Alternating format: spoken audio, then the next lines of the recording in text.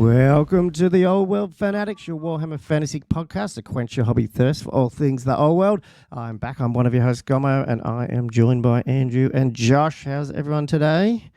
Good. Not bad at all. Sound better than you at the moment. Yeah, a tournament hangover. Yeah, I think it is, or a tournament pre-hope. I don't know. I got it on Friday night. Poor Andrew had to deal with me driving down, up and back, and I think it got worse when I got home. So I don't know. I was running on adrenaline or something. So yeah, actually, I was going to bring that up. So if people, if I have to mute, I'll try prevent people hearing Papa Nurgle. I've got, and Josh and Andrew can cover for me. Anyway, cool. Yeah, I mean, you just alluded to it, Josh. Andrew and I just got back from BelCon2, which is cool, and in Canberra. Yes. How'd you go with that, Andrew? Like in terms of, did you enjoy the weekend? Just overall?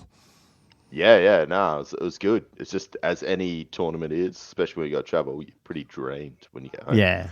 No, it was good. It was really good catching up with quite a few of the Canberra boys, seeing some old faces and some couple of new faces. So yeah, it was very good. Yeah, and before we kick into it, and some Patreons, which might be a good segue just to kick into that before I start the whole podcast. Yeah, because basically we're going to probably cover BelCon2 mainly, a little bit of hobby, a little bit of news. And for those who are really good listeners of our stuff, and Andrew and I did a in-car wrap-up. So that was just a lot of this stuff that we probably talk about with BelCon might have already been talked about on that. But I'm assuming a lot of people haven't listened to that, or on YouTube. If you're following us on YouTube, you probably didn't follow that. So I got apologies pictures, if you you got some pictures and stuff. So apologies if some of it's doubled up. But we just wanted to get that out on the way back. Yeah. But obviously catch Josh. Yeah. I haven't watched it, so it's all new to me. Yeah, so that's listening along. Waiting with bated breath. There might be some new thoughts. Who knows? Since it's a couple of days now, a day and a half. But as I said, before we start, let's just give a quick shout out to our Patreons. And as I said, we met quite a few of them down there. There's a few of them, around that Canberra area, which is really appreciated. Actually, I didn't realise Jim, which we'll go into, he's our first new Patreon. Sexy. I thought he was a Patreon. So I thought it was a Patreon. He's just a very solid supporter on YouTube. But a constant. He signed up, so I didn't. And then I went through the list. Thanks, and I Jim. swear he's on that list, but I don't know. I thought he was. So thanks, Jim. He's awesome. Yeah, we caught up with him. Had a good chat. So basically, for those who don't know, we have a Patreon over on patreon.com/oldworldfanatics. I think it's $2 US a month, and it helps just cover some of the costs running the podcast. If you don't want to do that, you don't have to, but we obviously appreciate it. And we also, if you're on YouTube, love a like, subscribe, and share our content. But at the moment, if you do subscribe, you get a shout out. So that's what we'll do now. So thanks. It's the weirdest acronym thing here. We've been told that's how you pronounce it because it's SSXE, so sexy, but it's Jim. But then thanks, Mark French, Philip Menjo. They're two free. I've got the free ones up here. So a few people you can sign up free as well. So that's why some of these names might not be totally familiar. Jelly. Now Jelly's new last week. That was his Tomb King list, I think, wasn't it, that I reviewed, wasn't it? From S-Bot? Oh, I think that's him. Yeah. Jelly Robert. Yeah, I think it is. So big thank you for signing up as well. You might have put a comment into that video, actually. Yeah. Well, he did, but he said he wouldn't sign up until I learned how to use the dragon, which is debatable with BelCon, but I don't know. Maybe it is. But he signed up before. Maybe you should have waited until after this episode. Maybe used it properly. David Julian, Contrasting Hobby, Herald of the Old World, Keel Hurd, David Lancaster, Tom Erasmus, Matthew Klein, Thumper, Sam Allen, Matt Morris, Thomas Vavasow, Starkey King of the North, Griff, Jess Tors, Wood Duck, Sean S., Josh Griffiths, Naninuim, Matt, Daniel Broadstock, Jonathan Wengler, Gilthos, Draconos, who may be on the pod at some point. He hit me up, so that's really? cool. Yeah, Nice. Cameron Bloom, Elliot Mitchum, Chris Turnbull, Harrison Nuzo, Julian Diesel, Cameron Atkinson, Richard, William Payne, Robert Z, and Sparkle Titsworth. I love that one. Just some Andrew little Harris. nice little stars. Little as the stars, yeah. icon this week. Andrew Harris, Bobby Gurkin, I'm with Sean Ritchie, Todd Lloyd, and Chapstick, the OG. So a big thank you. Sorry, I had the paid ones on. That's 45 people supporting us, either free or paid on Patreon. So big thank you, guys. I think it's and 34 girls. paid. 34. Yeah, cool. Yeah, well, let's kick into the show. Do you guys want to cover any other news other than two of the little things I had to talk about on our I only had the one which you're talking about, yeah. Yeah, cool. So it was on, I think, Sunday morning or something. We woke up and I saw on Reddit or somewhere, no, Facebook, a shared eBay listing. Do you know about this one, Josh? Only what you guys were chatting about. Yeah. Oh, cool. Yeah, so you saw it. Yeah. Oh, yeah, that's right. I pasted it in our group. Yeah, so for those who don't know, let me just bring my screen back up, wherever it was. Someone got sick of Games Workshop not selling the book and they decided to sell it. Trying to cash in. So someone's got it and put the Arcane Journal Dwarven Mountain Holds up on eBay and it sold for $100 US, which I'm not totally sure if that's true. There's one bid. Surely more people would bid. I don't know. There's more crazy people out there than that, isn't there? I don't know. Might just be we could have bid on it. Get it out. Yeah, well, Andrew was pretty keen, I think. Was it a buy it now or was it an actual auction? That's what it was an auction, wasn't it? How can it be if it's one? Because there was one bid. Yeah. The buy it now wouldn't have a bid on it. It would just be bought. Yeah, I don't know. It's a bit dodgy. I don't know. Yeah, so there's the cover, which we'd seen the cover, but on the back's probably the interesting thing. Sneaky. And I can zoom right in with the Mac. Too far. I won't read through all the stuff, especially if you're listening to that. But basically, I mean, the interesting things I thought in here was we thought we were getting a Slayer's army, and it looks like we're just getting two called the Royal Clans and the Engineers Expeditionary Forces. Yeah, well, I mean, is that disappointing or is it interesting? Yeah, what do you think of that dwarf man, Andrew?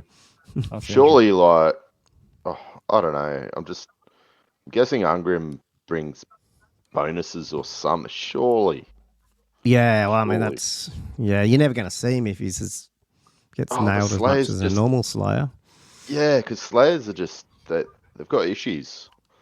And I'm hoping there's something. Even if like within 6 inches of him, they get a 5-up ward or something, or in combat or something. That'd be cool. All Slayers in the army, something.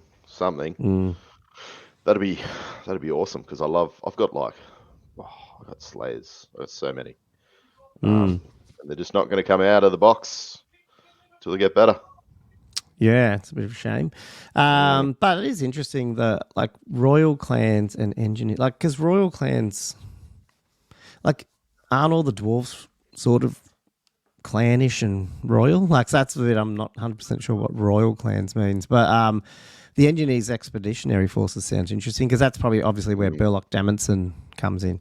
He's a 4th ed guy. I remember that. Oh. And then I had a question. Right. This model to the right of the two new ones, is that that looks like an engineer. That's why I was wondering if that's a new Burlock, but the cannon, I think I've seen that, but he's got a shell in his hand. Yeah, okay. Well, is it an old one, is it? Do you guys recognise it? I'm pretty sure I've seen one bloke with a shell in his hand and it's got like runes on it. Right. That looks like him. Oh, okay. So it's not a new one. I just wasn't sure because I thought maybe we're seeing a new guy because these two are new, and this is. I reckon this is. I mean, it's just a dwarf lord, but they're probably talking about it could be Thorgrim. Could it be? Like use him as a special character? Because I'm guessing that's the young Thorgrim. Yeah, sure. Because the story with Thorgrim is after the Storm of Chaos, what's it called? The Great War Against Chaos is when he's in it, you know what I mean? And then he becomes king. I don't know if he becomes king just after it. I think he gets, I think it is. I feel like a few hundred years earlier isn't that much difference in the life of a dwarf. Maybe? No, that's the thing. So I'm just wondering if, it's the idea that you use him and that's, is it? Yeah, That's that'd all be over him. the shell. Yeah. So who Yeah, is it's got that? the You just same search for dwarf silhouette. engineer. Oh, I just came up dwarf engineer. Yeah. Yeah. Okay. Yeah. What? Dwarf What? guru. I don't remember seeing it in 8th, but maybe I just didn't. People didn't use them. Oh no, it's like a 6th-ish. Well, there you go. Because I didn't really play a lot of Okay. 6th and 7th, so that's why I don't recognise Yeah. him. Cool. Okay. Well, I mean that's good and bad. So we're probably just seeing. What do we know we're getting? These two guys, Ungram and the new dwarf lord on Shieldbearer. Was there anything new outside of that they shared? Oh. I can't remember. No, I forget. There was like obviously the pony cart was Yeah, but that's question marks. from 7th or something, isn't it? That's out of the Battle for Skull Pass. Yeah, box, 7th I'm ed. sure. Yeah. I got one sitting in my pile of shit. Yeah, but no, well, I mean, hopefully it's coming out soon. And Warhammer Facebook group, like the official one, posted something about, how do you like to destroy your fanatics or something, like put up an old world post today, and it got ripped into about like people were all making comments about wanting to use dwarves to get rid of them, but they need dwarves and stuff like that. So hopefully they give us an announcement soon. I don't know if there's much more to say. I mean, there was some shots from the book, but you can't really read them.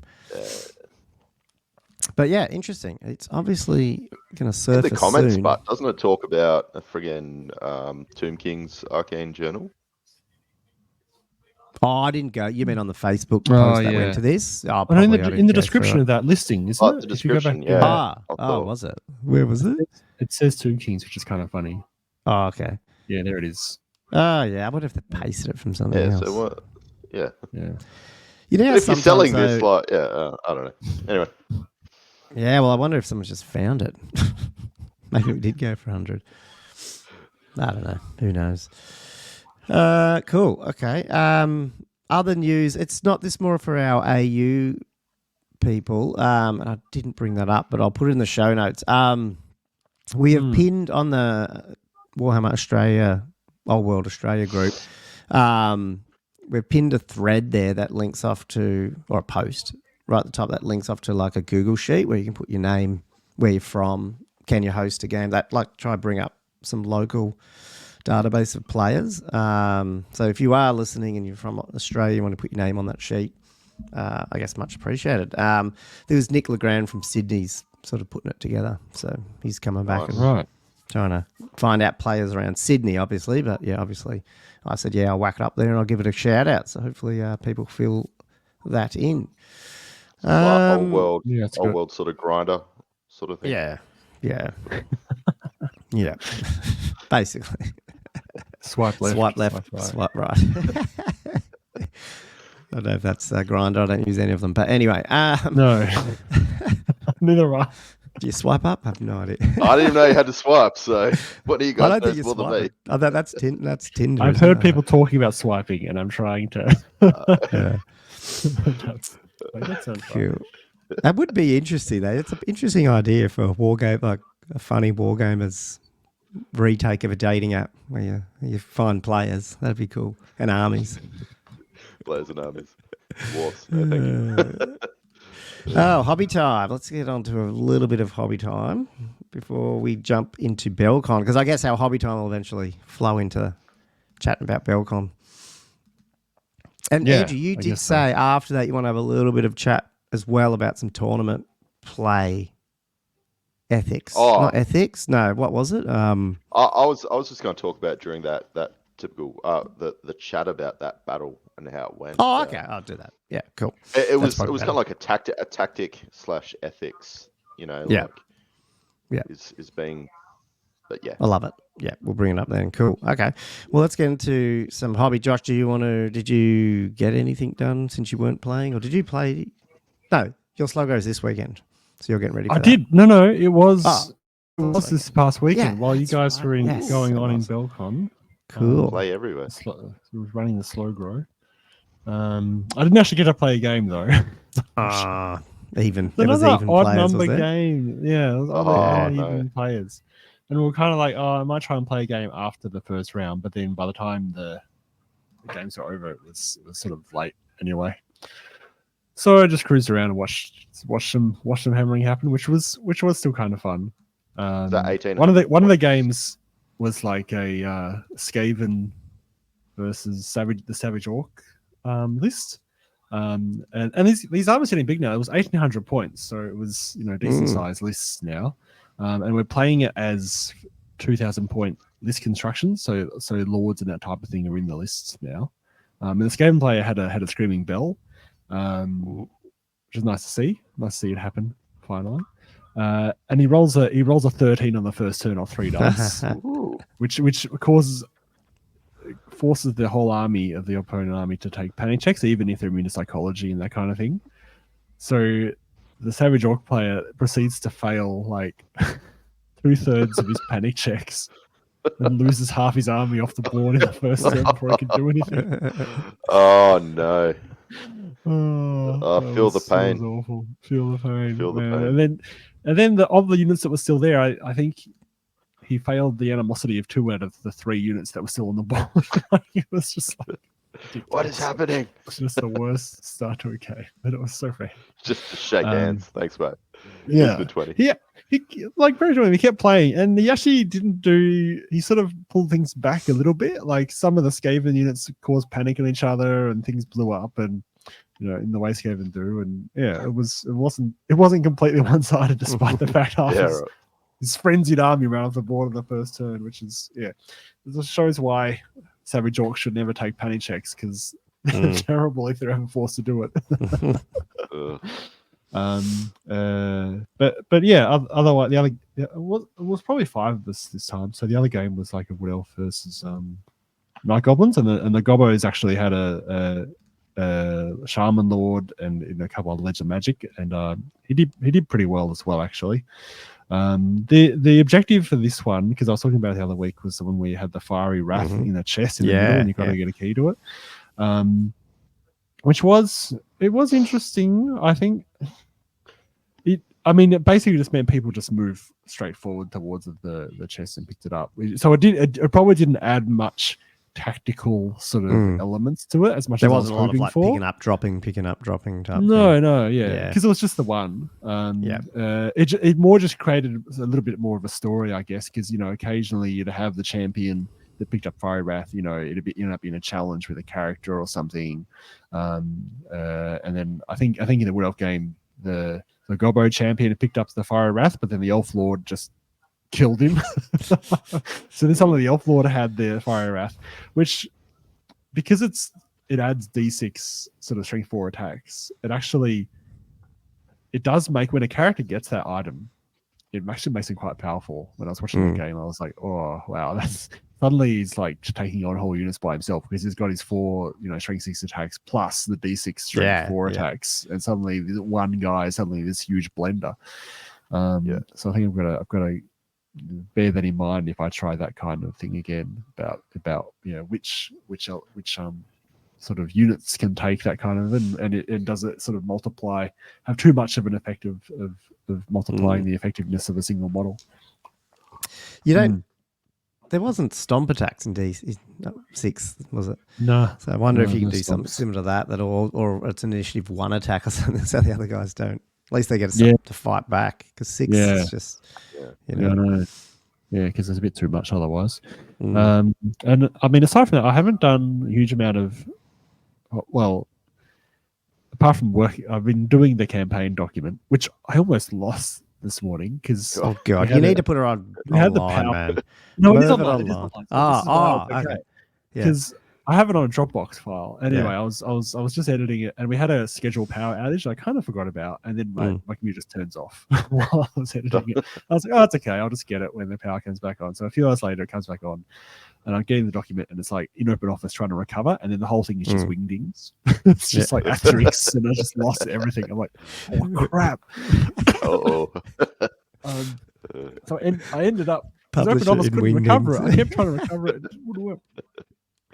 Fortunately, on Dropbox, they do have versions. Yeah.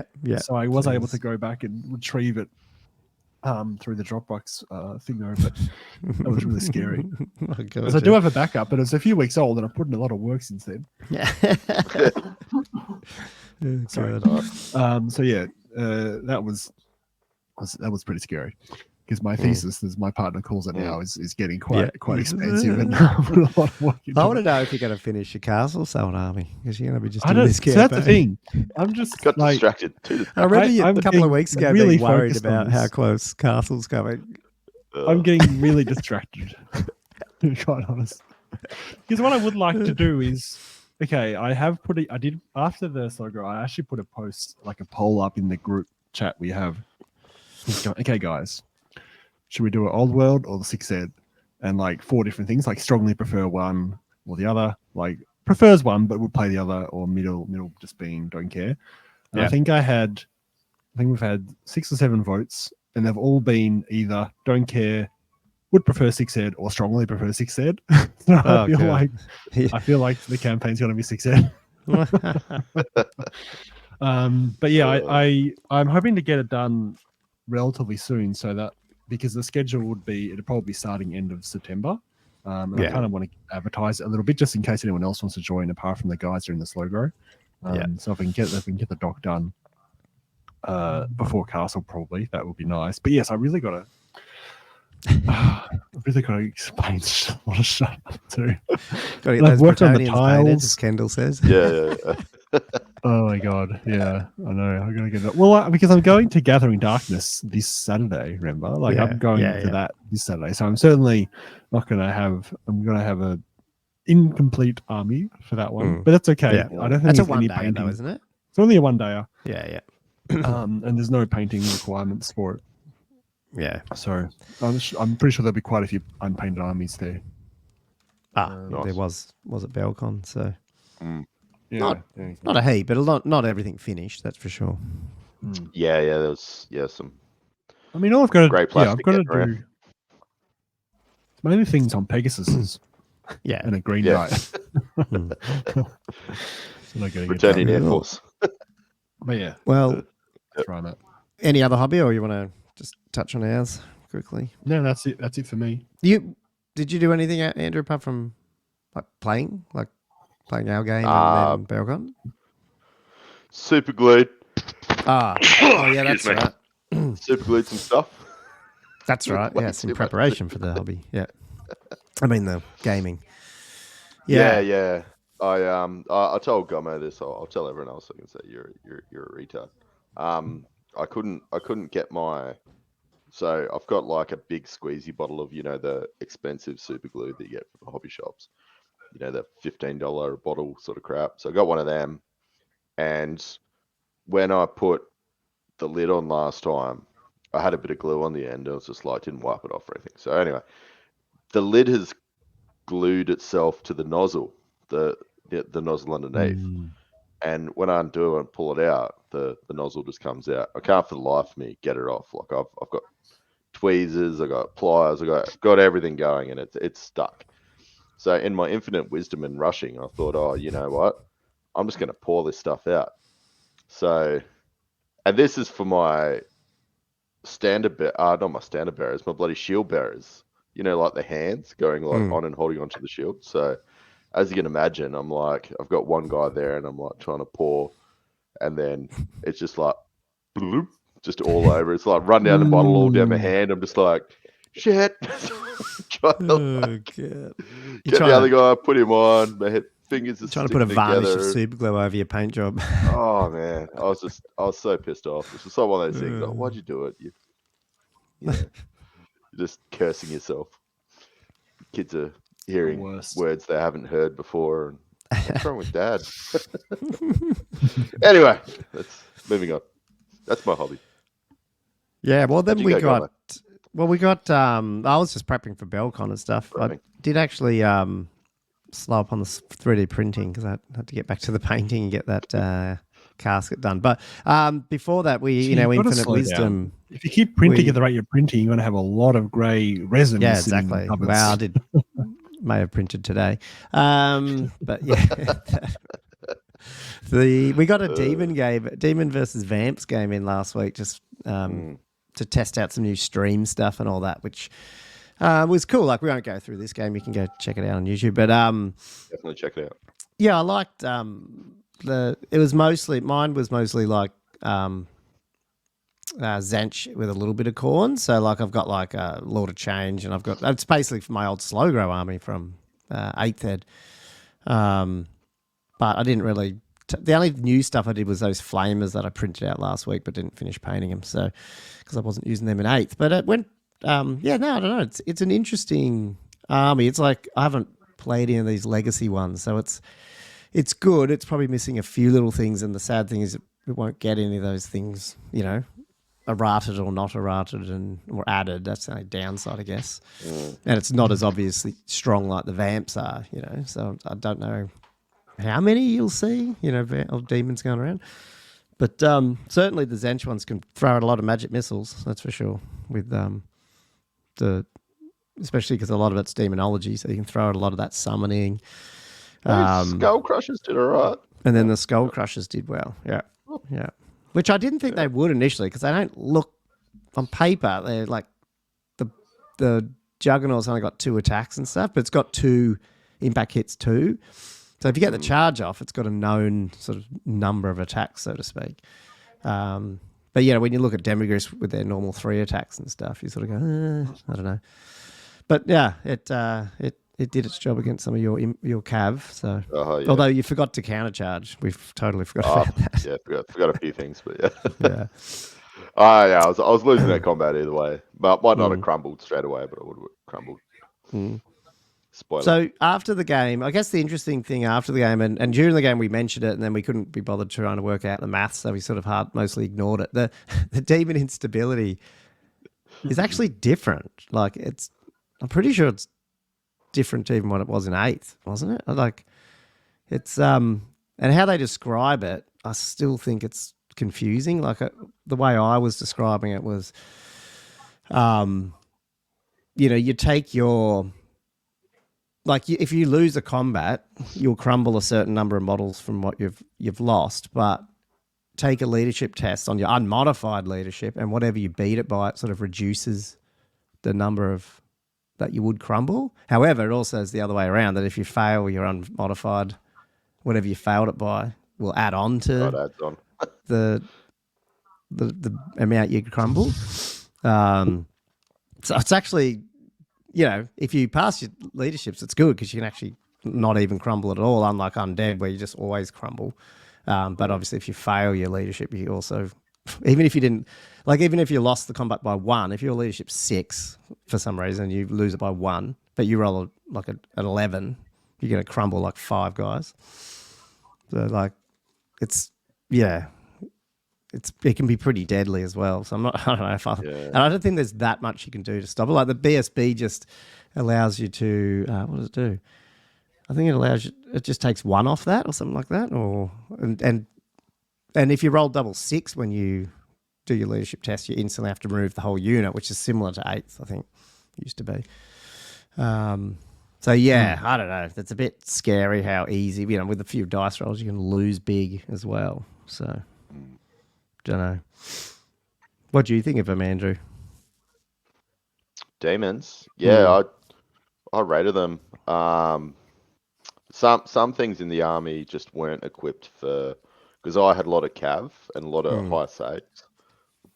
So some things just could not deal with the armor saves. But that's probably just down to, sometimes you take stuff in an army that just doesn't deal with the armor well. So I'm sure there's stuff that would, but it's just one of those things. Sometimes you don't have a high armor piercing army, but it might do really well against hordes, or vice versa. Yeah, I definitely play around with that. The armies, I think Khorne and Zench are probably some of the best. Slaanesh is good too. I think Nurgle's a bit meh in this edition, but I think the base what I've got, I think is usable, like to be an interesting list if I play around with it. So, and then obviously print some new stuff. So yeah. Anyway, that was cool. Did you end up watching any of it, Josh? Or I had a question. With this terrain setup, is this one of the Honest Wargamers ones?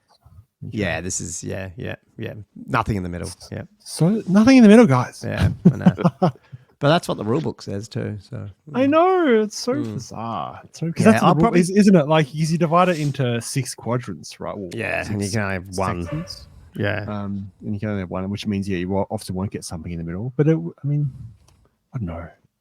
Yeah, I'd like to see more stuff in the way. divide it. Sort of forcing divides and things like that. Yeah, like get some more charge lanes and like yeah. yeah. And look, I can definitely set it up different because I used to put a lot more. But I found when Andrew was coming over, it's easy to set it up like this because then I know there's no advantage. Like we just can just play, and we always take the same side of the table because it's mirrored. So right, yeah. So we don't have to worry about who's on what side. Yeah, and not that Andrew's going to think I'm like setting scenery up to screw him around or anything, but it's just it just feels better. Just go bang, bang, bang, not thinking about it. It's ready to go. But yeah, I did think that last. Sorry, my dog needs to go out, and I'm messaging my kids while I'm here to go do it. But Basil. I don't know if. Yeah. Anyway, we'll see if they listen to me. Cool. Sorry about that. Yeah. Then hobby. Oh, sorry. Yep. I'm pretty sure that instability, because that instability isn't that similar to what it was in 6 Ed anyway. Where, maybe I didn't play demons in 6, so maybe it's the same. However much you lose, however much you fail the leadership test by, with break tests, sort of with combat result added on, is how many wounds you take, and then if you roll double 6, you just pop. Yeah, I'm pretty sure. I think. I bet you they explain it different then, because I reckon the way they've explained all these break tests in Old World's a bit confusing. It's a little bit convoluted. Yeah, you read it, just like you almost got to read it twice and then read it to somebody else and make sure you understand it correct. I'll smash through a hobby. Actually, the 6 Ed is worse reading it. If you roll over the leadership value, they're just destroyed. Oh, wow.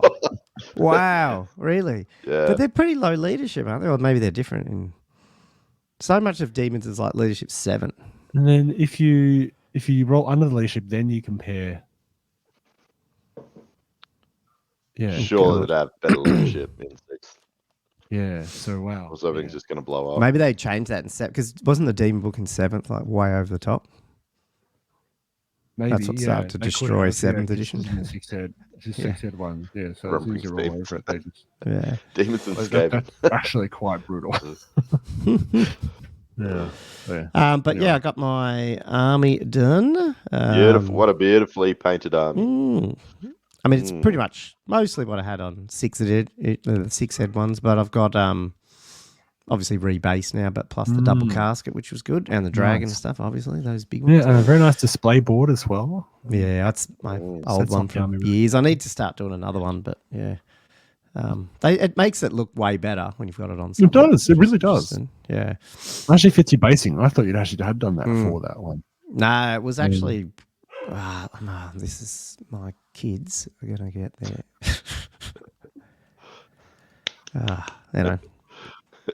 They can just deal with it. But altogether, that whole army looks amazing, though. It really does. Yeah, so that was into the games. Yep. Yeah, no, thank you. Yeah, so that was hobby, really, getting that stuff done, and that was about it. Do we want to go on to BelCon2 then? Let's go through the games, I guess. Well, quickly, just for those who don't know, so it was a 4-game, 2-day tournament, so a bit different, just to try and give us a bit of, supposedly time between our games, but then we sort of, like, Ben, I don't know if he sped it up or not, but like especially on the second day did, which I appreciated because we could get out of there.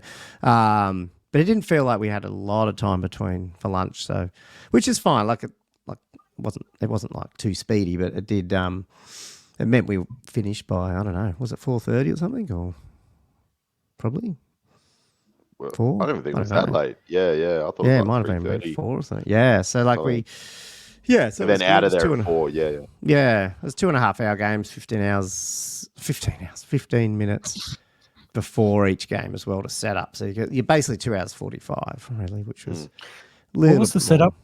comprising of? You mean deployment or just getting your armies? Well, you could do it. Oh, yeah. Really, you could do Right. anything, but he wouldn't start the dice. Like, he wouldn't start the actual clock till 15 minutes. But if you got it done and went, you've got a little bit of extra time.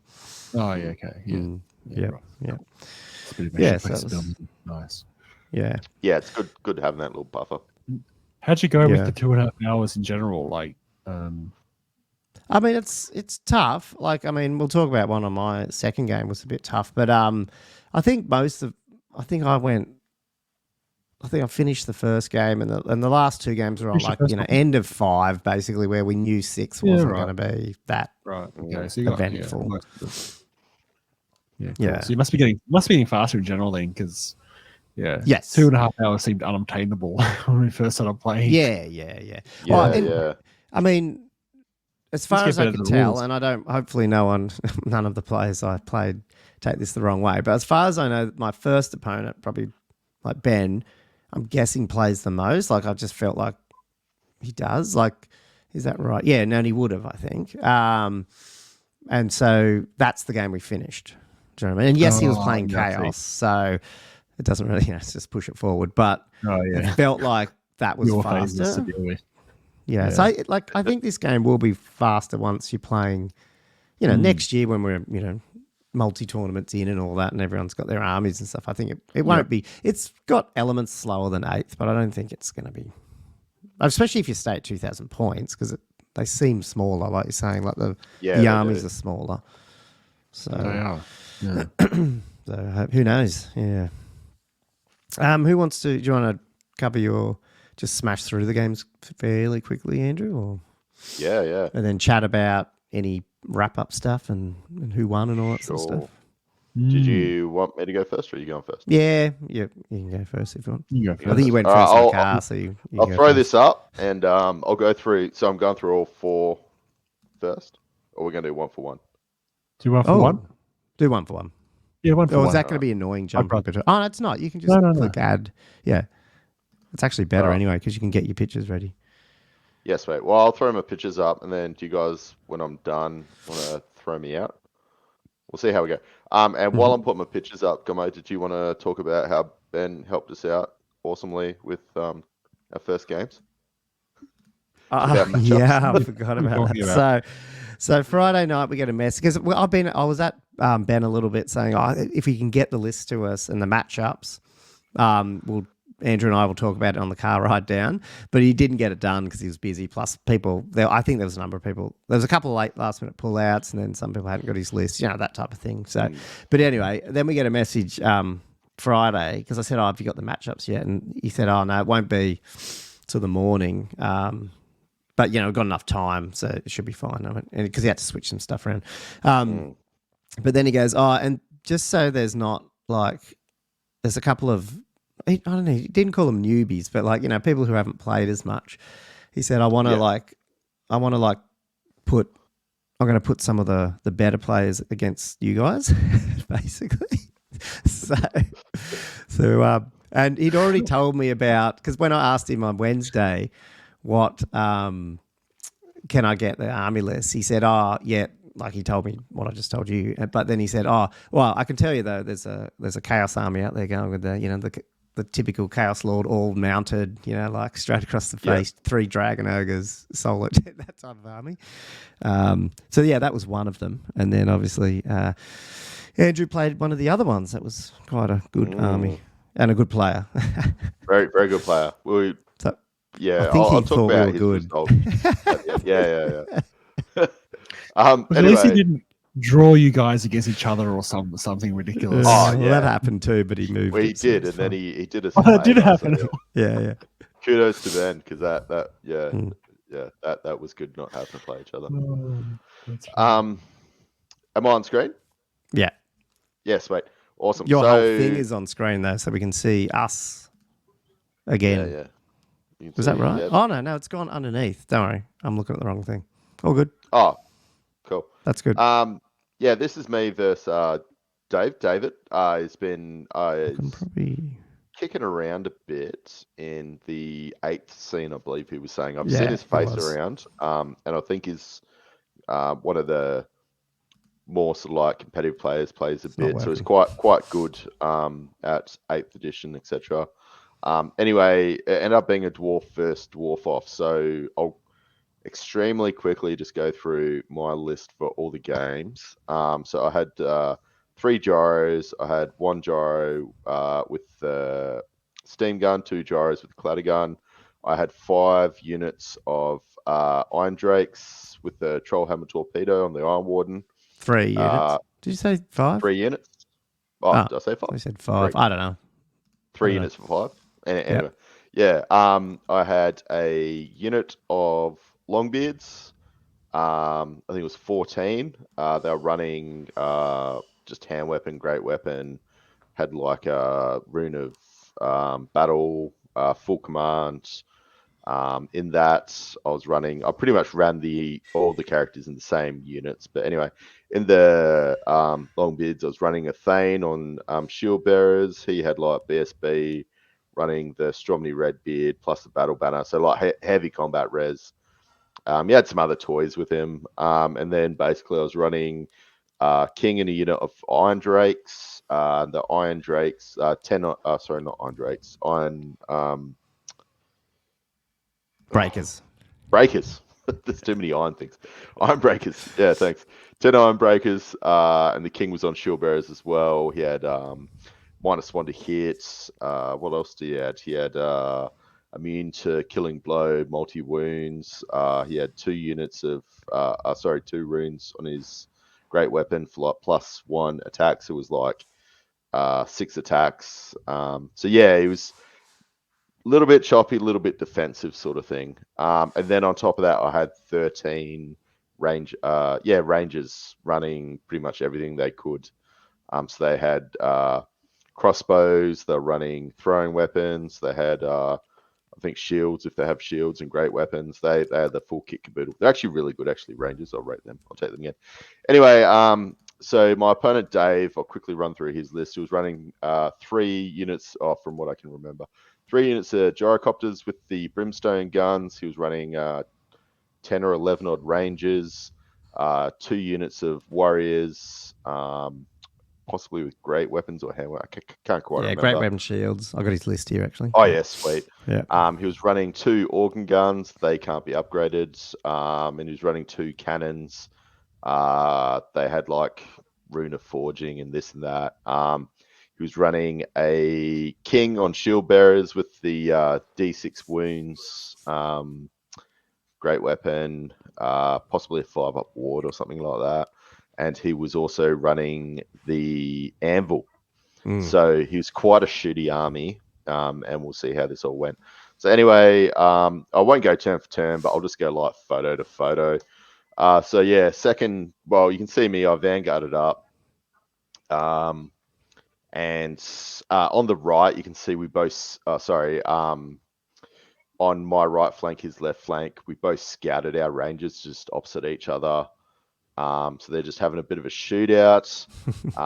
And pretty much he's sat back in a gun line with his deployment. So all his war machines and his anvil were just sitting in the middle, sort of not directly able to shoot me, but definitely able to shoot something.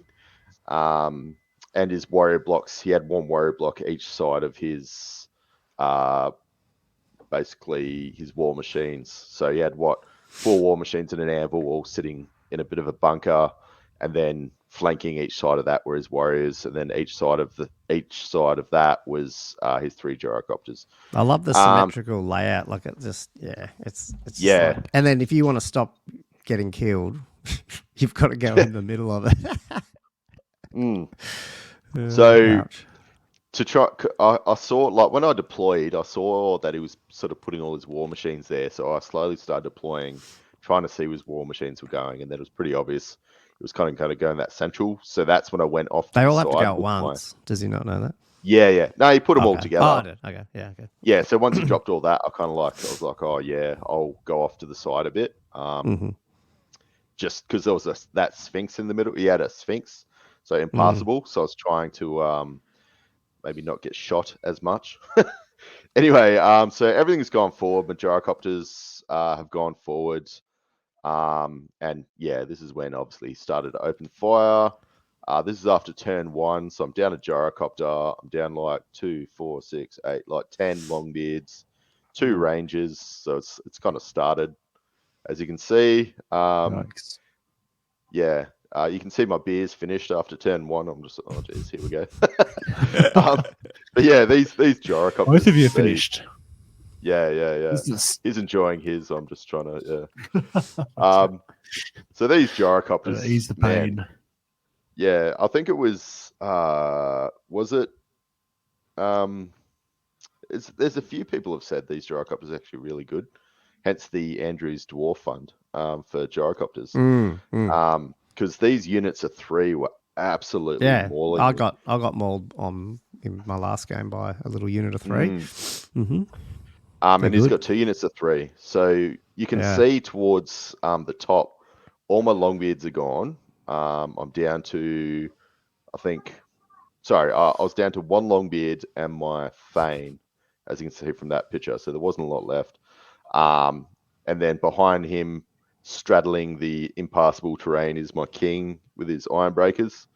And yeah, anyway, I'll keep going. So this is, I think, after like turn 2 I love or how you're 3. taking pictures of your dead pile. It's my dead pile. There's so many dead. Just like turn, yeah. So just it wasn't the cannons, it was the bloody organ guns were just going to town, and these gyrocopters absolutely going to town. So anyway, this is my shot. I think it's probably about my turn 3 possibly, or this would have been my turn 3, I think. Going forward towards him, just in the center with all my longbeards gone and my Thane just running forward. And basically my Thane finally got into combat with him, and his king joined his unit on his left flank of dwarf warriors, and obviously we challenged each other out, and he just killed me with his D6 wounds. Even though he can't D6 you. Nah, that's my king. So this is against the Thane. So my Thane got there. The Thane was in a Longbeard unit, just charging forth. Sorry. So the reason why everyone's probably going to wonder why my Longbeards are so far forward compared to my Iron Breakers is I put my Longbeards into marching column because they've got drilled. That's right. Yeah, that's right. My Iron Breakers don't have drilled because I usually leave them in the same formation no matter what. Unfortunately for this, if I put them into marching column and send them up, I can't charge out of it. Then, it's going to take a full turn to reform this and that, or I'm going to get charged. And anyway, so that's why I did that. I wonder if Iron Breakers are a candidate for just doing that anyway, and then maybe lose around a combat. And you know how like it's a reform, like you fall back in good order. It's a free reform. Fall back in good order. And get out of drilled.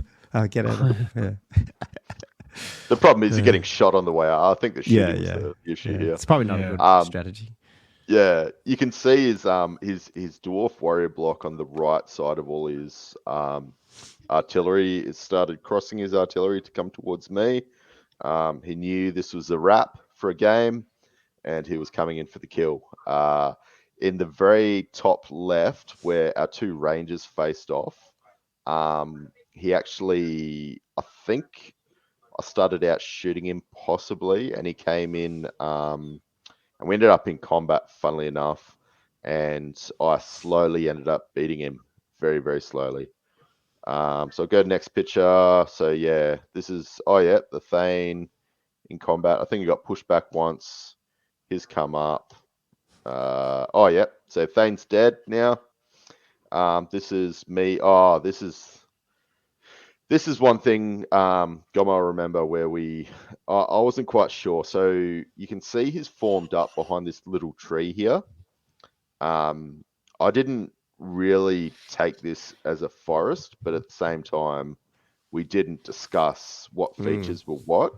Yeah. Sorry, it's woods. So anyway, I've gone in for a charge here, and then he's like, so you're going through the woods, and it was definitely bigger than 2 inches across, but it just kind of didn't click. Like in my head, I'm like, it wasn't. But then I'm like, oh, I'm not going to start arguing because we didn't nominate. It's clearly a tree. So I was like, yeah, okay. Yeah. There was a bit of that in this, especially the first game. I think people moved stuff around after that, but there was certainly feedback I'd say to Ben, like, I think you really need bases on terrain. You need to know where the outlying things are. Yeah. In this game, it wasn't I a big reckon. deal. Otherwise, it's I was just getting mauled. It wouldn't have mattered like any. At the end of the day, I was just like, oh. The only thing is basically I failed this charge because the charge forward and I failed by 1 because technically you're outside of the forest, but because you're moving through it, you need to count it. We went through the rule book. Yeah, no, it's true. I'm pretty sure. And I do like this is a really good example of where you have to go closest to closest. Like you can't just go, well, hang on, I can wheel and not even go near the forest. It's you have to go to the shortest path, which is a really good use of terrain. Like what he's done there is friggin' awesome. And everyone should take that note of that. I mean, people who can't see the picture, come back and look at it. But that's why he's a good player. But yes, it is a bit. No, it was. Yeah. I'm not a massive fan of just having this one tree sitting there and suddenly it's, Yeah, forest, I mean, but he probably positioned behind that exactly, thinking that was a forest. So I'm like, well, he would have, I reckon too. Yeah, I was thinking he did. Yeah, because he moved up and he stopped directly behind it, and I didn't even think about that. So kudos. Yeah, and then that's what I thought. As soon as he did that, he's like, "Oh, that's a forest." I'm like, "Oh, sorry, that's a wood." I was like, "Yeah, 100%." So anyway, I failed the charge, as you can see. Got a 3 and a 1, so I stumbled forwards, 1, whatever it is, ended up there. I'm 1 or surrounded 0. by everything. That happened to a few dwarf players for me because it's -1, isn't it? Or is it only flee and pursue is -1, not charging? Oh no, it's just flee and pursue. Oh yeah, flee and pursue, but it's obviously -1 for movement, and you take the lowest dice. So I'm not going very far there.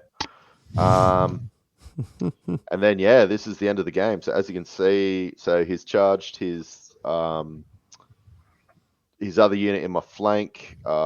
He's charged his unit into me. His dwarf challenged out my dwarf lord, and funnily enough, even though the D6 wounds didn't kill me, it was just enough to pit me. And I think actually, I thought he killed me outright, but I think I did actually break from combat, and he ran me down. And he ran you down. Okay, yeah. You got 6 wounds or something. Yeah, I got 6 wounds, and then you can see all the gyrocopters surrounding me on the other side, killing my bloody iron drakes. So the frustrating thing at the end, I couldn't even get. I was trying to just smash these gyrocopters down as much as I could, and I got one down to a single gyrocopter with like a wound or 2, and I still couldn't kill him. But yeah, at the end, as you can see in the top right corner, that is what I ended up with. Was like 4 ranges is all I have left on the entire thing, and I got his ranges, and that was it. He absolutely mauled me. Kudos. That list was absolutely. Oh man, that's something else. That list, and he played it so well. Yeah, I mean, he's a great player. Yeah, absolutely, just mauled me. So funnily enough, I got a 1 to 19. So so he won the objective as well, and it's quite strange because where'd you get the 1 from? The 1 to 19 because it's like 2,200 you needed for a 20-0. Oh, okay. And yeah, right. it's really, really hard to get. So you almost need to wipe the entire army and get the objective. So yeah. So out of that, he was he was about 40 or 50 points shy, I think, from a 20-0. So I got my pity point, as I like to call it. And didn't get 20-0. Anyway, how'd you go, Gommo, with yours? I'll jump onto my game 1. Just quickly for the list, if people didn't know as well. Now it's dropping back off again. I think we're fighting with the screen. There we go. Yep. So I was trying to make it so we're not sitting over the screen, but when I do that, there we go. Maybe that's better. I don't know. Yeah, so I've got what have I got? I've got two Scorpions, 21 Tomb Guard with a Herald on a Chariot in there with the Poison Banner and Ruby Ring, and 2 units of Horse Archers, a little unit of 10 Archers and then 5 Archers, like skirmishers, just because you have to take some skeleton warriors. 2 Solo Chariots, and then 2 Caskets, Necrosphinx, and the Dragon that has the reroll wounds, 5-up ward save guy. So really just, the Dragons and the Necrosphinx trying to do stuff and keep in the bubble of -1 or -2 to hit you. Hit me with the double cast. That's sort of the idea. And try and work out what the hell I'm supposed to do with Tomb Guard. But anyway, that's a different topic. So I'll skip through. I only took one pitch. I've taken more pictures, but I didn't want to go through them all. So I don't know, Andrew, if that's annoying for you guys or not. But I just thought, so I drew Ben with his. Well, I got put against Ben with his awesome Chaos Lord. So he's got the souped up Chaos Lord. Apparently, I don't really know much about him, but yeah, he's a good dragon. And then he had like six or 7 chosen knights, and then 2 units of, I think it was 6 and 8 or 5 and 7 of Khorne knights, like frenzied guys.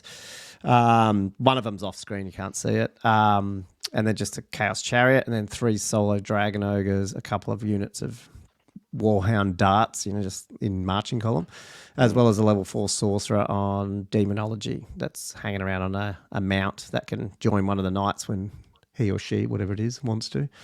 And so like going into this whole tournament, I wanted to play at more aggressive because I'm not an aggressive player. I was like, I've got to play a bit more aggressive. But then this army comes up and you're like, you're probably not playing aggressive of all aggressive armies. Yeah. And then you can see pick your battles, literally. Yeah, that's right. Yeah.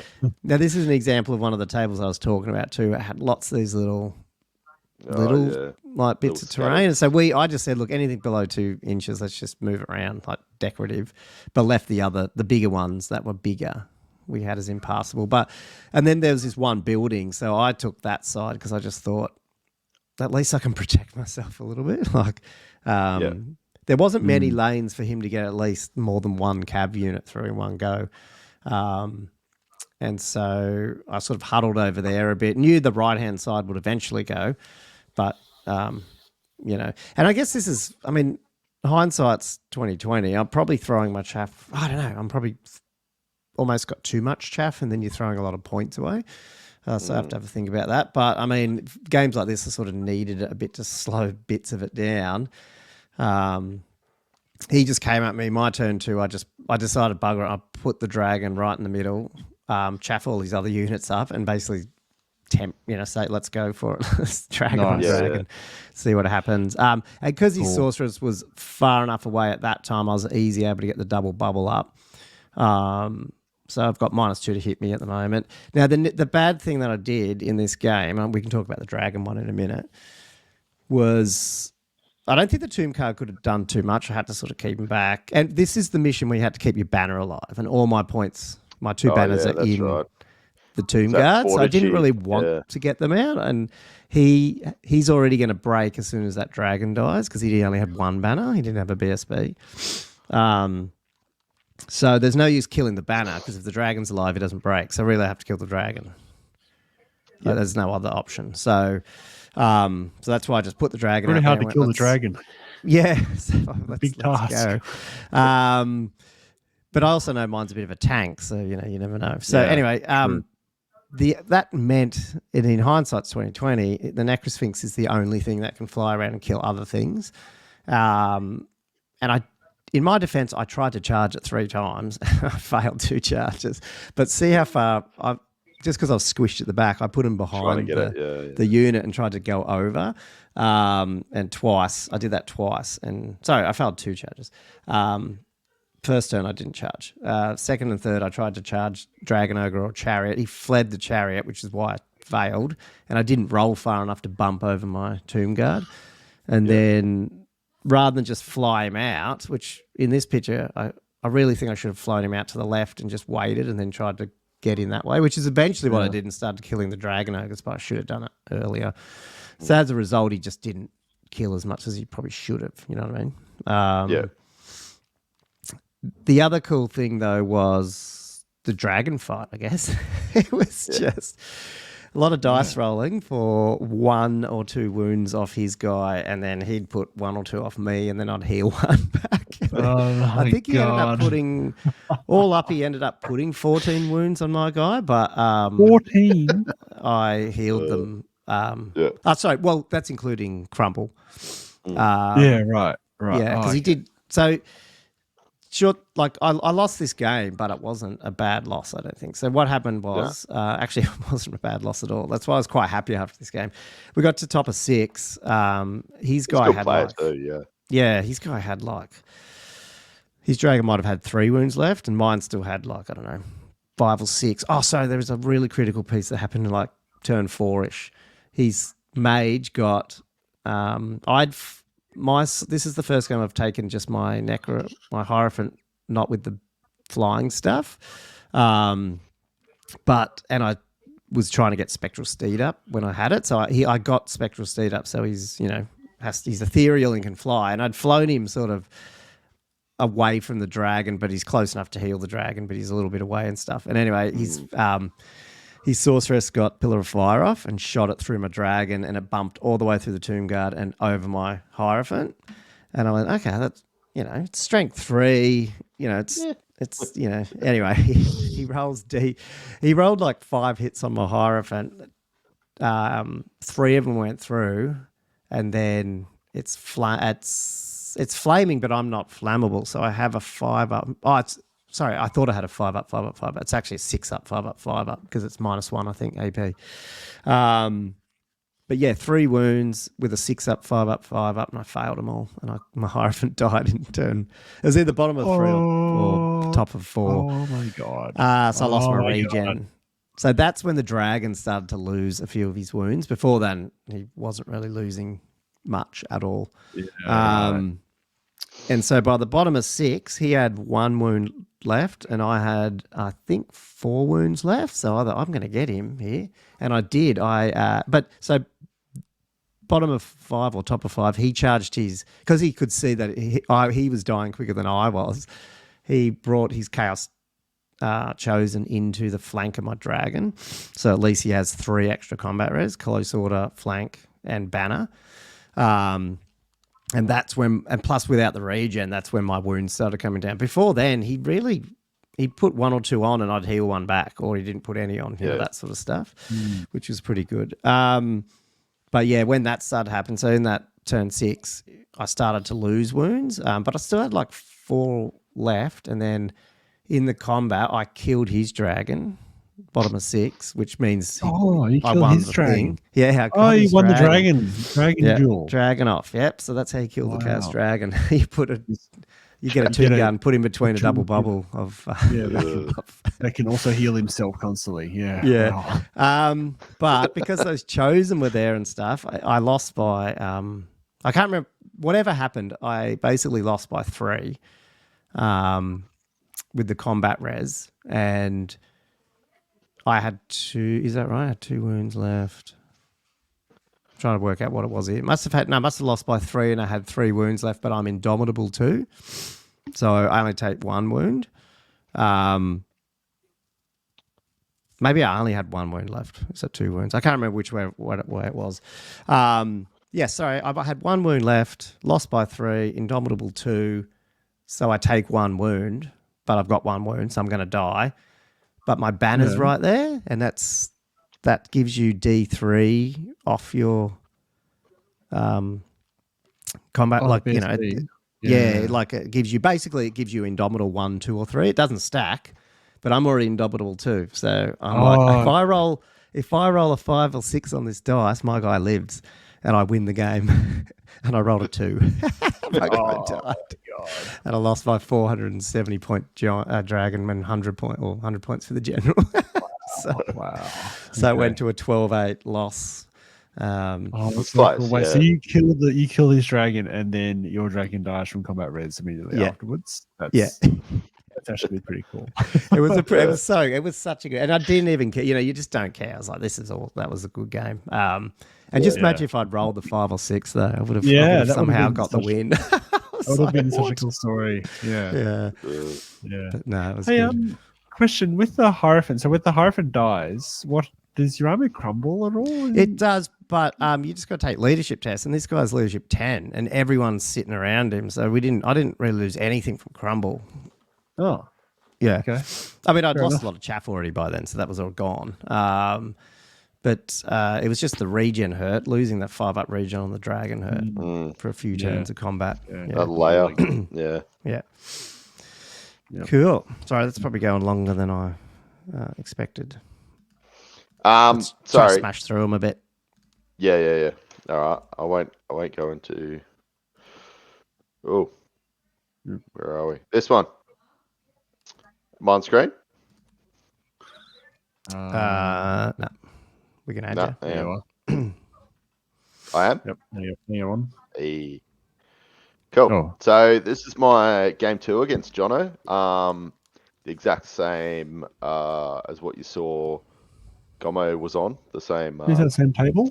Yeah, we kept switching table. Yeah. Funnily enough, like a little side point, in my first game, we didn't realize that these mats are like 56 wide. Right. Yeah. And it kind of stuffed up how far we were away in the first game. So we ended up like adding movement on to, I don't know. But anyway, it was. Wait, the width of it is 56 inches. Yeah.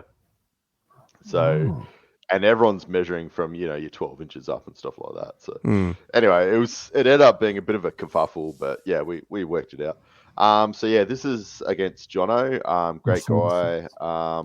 Love playing against him. He was running beasts, as you can see.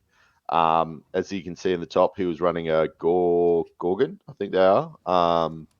He had a Doom Bull, which, we'll get into that later. With Minos, a lot of Minos. I think he was running, 1, 2, 3, 4, 5, 7 Minos or something. 2 units, I think they were like Gores. In one, the top unit there, he was running like a Gore Lord or Hero. Pretty sure it was a Lord, because it's pretty tough. He was also running a Shaman in his lower left Gore unit and 3 Dragon Ogres. So I kind of set up, I was like, so with my list, it's a bit of like a mobile gunline. So I've got 2 good combat blocks. The Rangers don't go too bad in combat, and then obviously I've got Majoros plus my Iron Wardens, Iron Drakes, sorry, that are quite good at shooting. So this is how we sort of lined up. He was lining up to come at me, and I was just lining up to shoot, soften him up a little bit. This is about turn 3. I've taken out his Gorgon with my Iron Drakes, I think by about turn 2. As you can see, he's lost quite a lot of his Minotaurs. His Dragon Ogres are completely just disintegrated. So I was shooting my Rangers, my Gyros, and one of my Iron Drake units into them. So this is kind of like... Were they all solo ones? Sorry, I forgot to ask. No, there was three in a unit. 3 in a unit. Okay, yeah. And you can see there as well, his Gore unit on his left flank, my right. I started harassing that once all his Dragon Ogres are gone. So I've kind of built my list around being able to shoot down a dragon. We'll see how that goes later. So it was probably not a great list to match up against me because I do have a lot of anti-monster sort of ability. Anyway, he's running through the center. I sort of like turned around, still just everything to shoot into his Mino unit. I really just wanted to take out all his Minos before he got into contact with me. What ended up happening, his Gore unit, funnily enough, ended up contacting my Longbeard unit with my Thane in it. I lost the first round of combat, and I took, as you can see there, 4 wounds off on my Thane against his Gore Lord, I think it was, or the whatever the I'm not sure what he is. Beast Lord, is it? The Beast Lord or something, yeah. Mm. But as you can see there, behind that Gore unit, as it's fleeing, there's a Iron Drake unit. So he was in combat with my Longbeards, and I was able to get the Iron Drakes in his flank. And Iron Drakes are bloody awesome in combat. You wouldn't think they are, but they're actually... I rate them. I really rate them as a combat unit. Funnily enough, just a small combat unit. They pull their weight. He broke my Iron Drakes pursued, and basically his minor unit, as you can see in this picture, got into my King unit, and it's got the King and Iron Breakers together. So he's got 1 Doom Bull, Champ, and I think his Banner left. So I turned my Longbeards to face his minor unit. Off in the corner, I basically took his single Gore unit that had his mage in it down to 2. I ended up charging in both of those. I had Gyrocopters harassing him, just charged them both in, took that unit out. But his Shaman used the teleportation spell to get out of there. And basically from there, his Shaman ended up shooting it, killing it, just because he tried to get it in the way like in a Gore unit where I couldn't shoot it, but the Gore unit kept running away, and I was able to basically take out his Shaman. So it's trying to, that if it's within lone character thing. Yeah. Anyway, I took out all his I took out all his Minos, and he just had his Doom Bull left. So he challenged me, being the idiot that I am. I'm like, yeah, I'll take it with my King. And you can see there in the photo, I've taken... His Doom Bull was running the Ogre Blade. So he had D3 wounds, but I was immune to it. Yeah, but he still managed to get, as you can see, 4 wounds in that picture. So he had pretty much just his Doom Bull left. He ended up putting his Gores in a skirmish formation, and just to stop me shooting him, I kept shooting him. Ended up taking out all his Gores. As you can see there, my King is not there anymore because he killed him.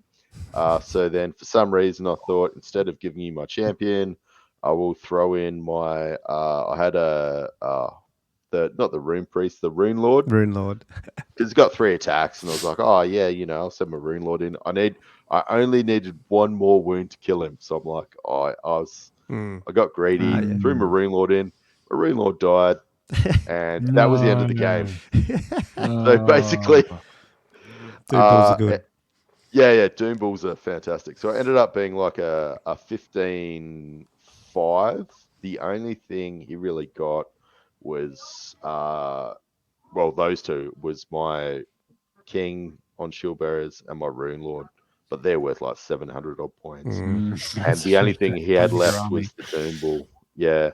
But I felt bad because it was almost like a reverse to when I had that, just he's running at me, I'm shooting him.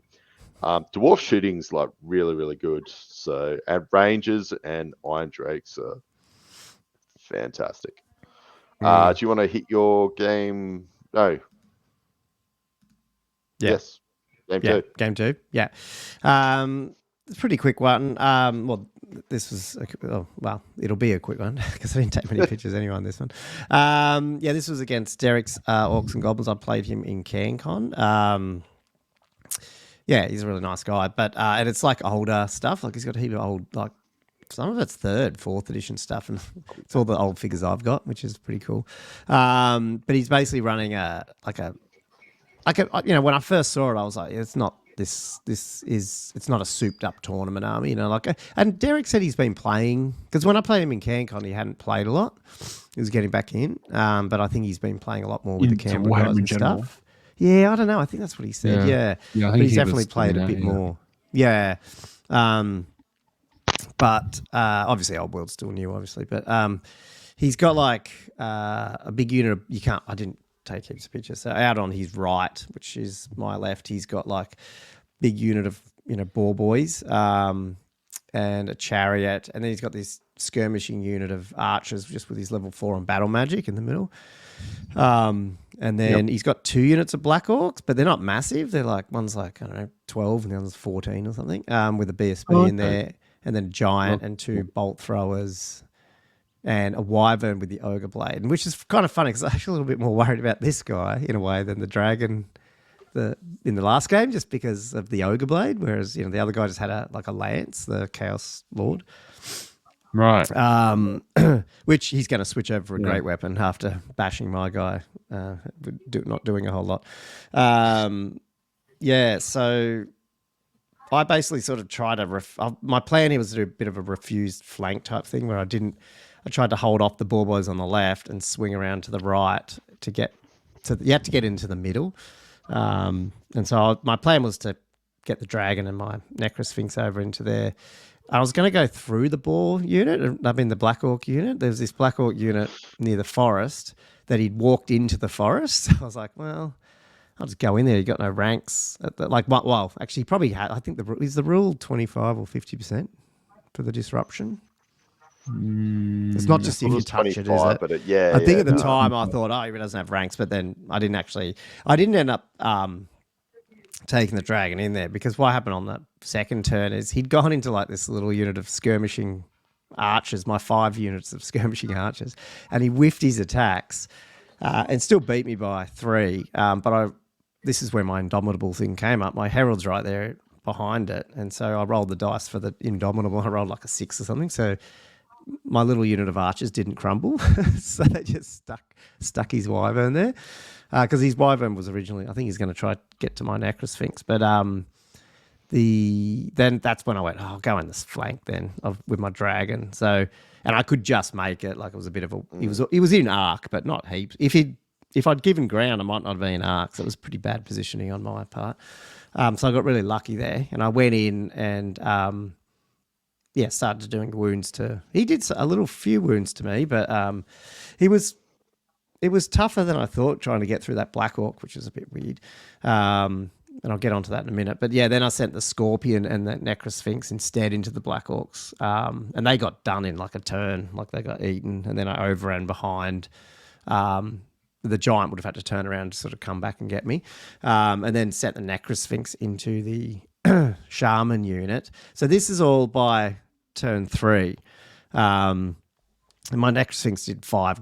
Killed 5 orcs, but on my left was where it went bad for me. I tried to chap up those boar boys, but probably not good enough, and I probably should have pushed on my Tomb Guard. I sort of kept my Tomb Guard back, but he just kept overrunning, and then he overran, and he rolled a really good overrun with Swift Stride and ran into, rolled enough to get to my Tomb Guard, and he just annihilated my Tomb Guard in one go, and then ran off the board. And I was just like, whoa, that's because they got Furious Charge, because he's got another Black Orc guy in that unit as well. It mustn't be a Lord though, so I don't know what type it was, but just a boss probably. But it ends up with 4 attacks as well, and all the balls, and I was like, oh yeah, I should have tried to get the charge on them rather than the other way around, because. Yeah, he wiped me out. With Crumble, they just disappeared. I was like, oh, shit. Yeah. So, really misplayed that bit. The problem with this game, though, was just the speed. We just didn't get through. I'm not the quickest player, and Derek isn't either, and he'll probably acknowledge that. And so, we'd started late, and there was we got an extra 10 minutes, and we'd used a few minutes of that, and we got to turn 3. And then, it just, I don't know. We didn't end up going through to turn 4, which at the time I didn't. I was like, we should just play this combat, and we didn't. And then later on, I was thinking, probably should have pushed to stay, because I think Ben would have let us just play one more turn if he knew it was turn 3. But it's hard to get a result from 3 turns, because he's only playing 2 games in a day, and you've probably got a little bit of leeway at the end of the day, maybe. Yeah, it didn't really bother me then, but it was only afterwards when I went, oh man, I should have pushed for that. And I don't think Derek would have said no. I just didn't push for it. And because my Necrosphinx, I think would have easily killed that unit. And then won the objective, but instead he got the objective because he was closer. What was the objective? You just had to be within 6 of this thing in the middle. In the middle of the board? Oh, okay. Yeah.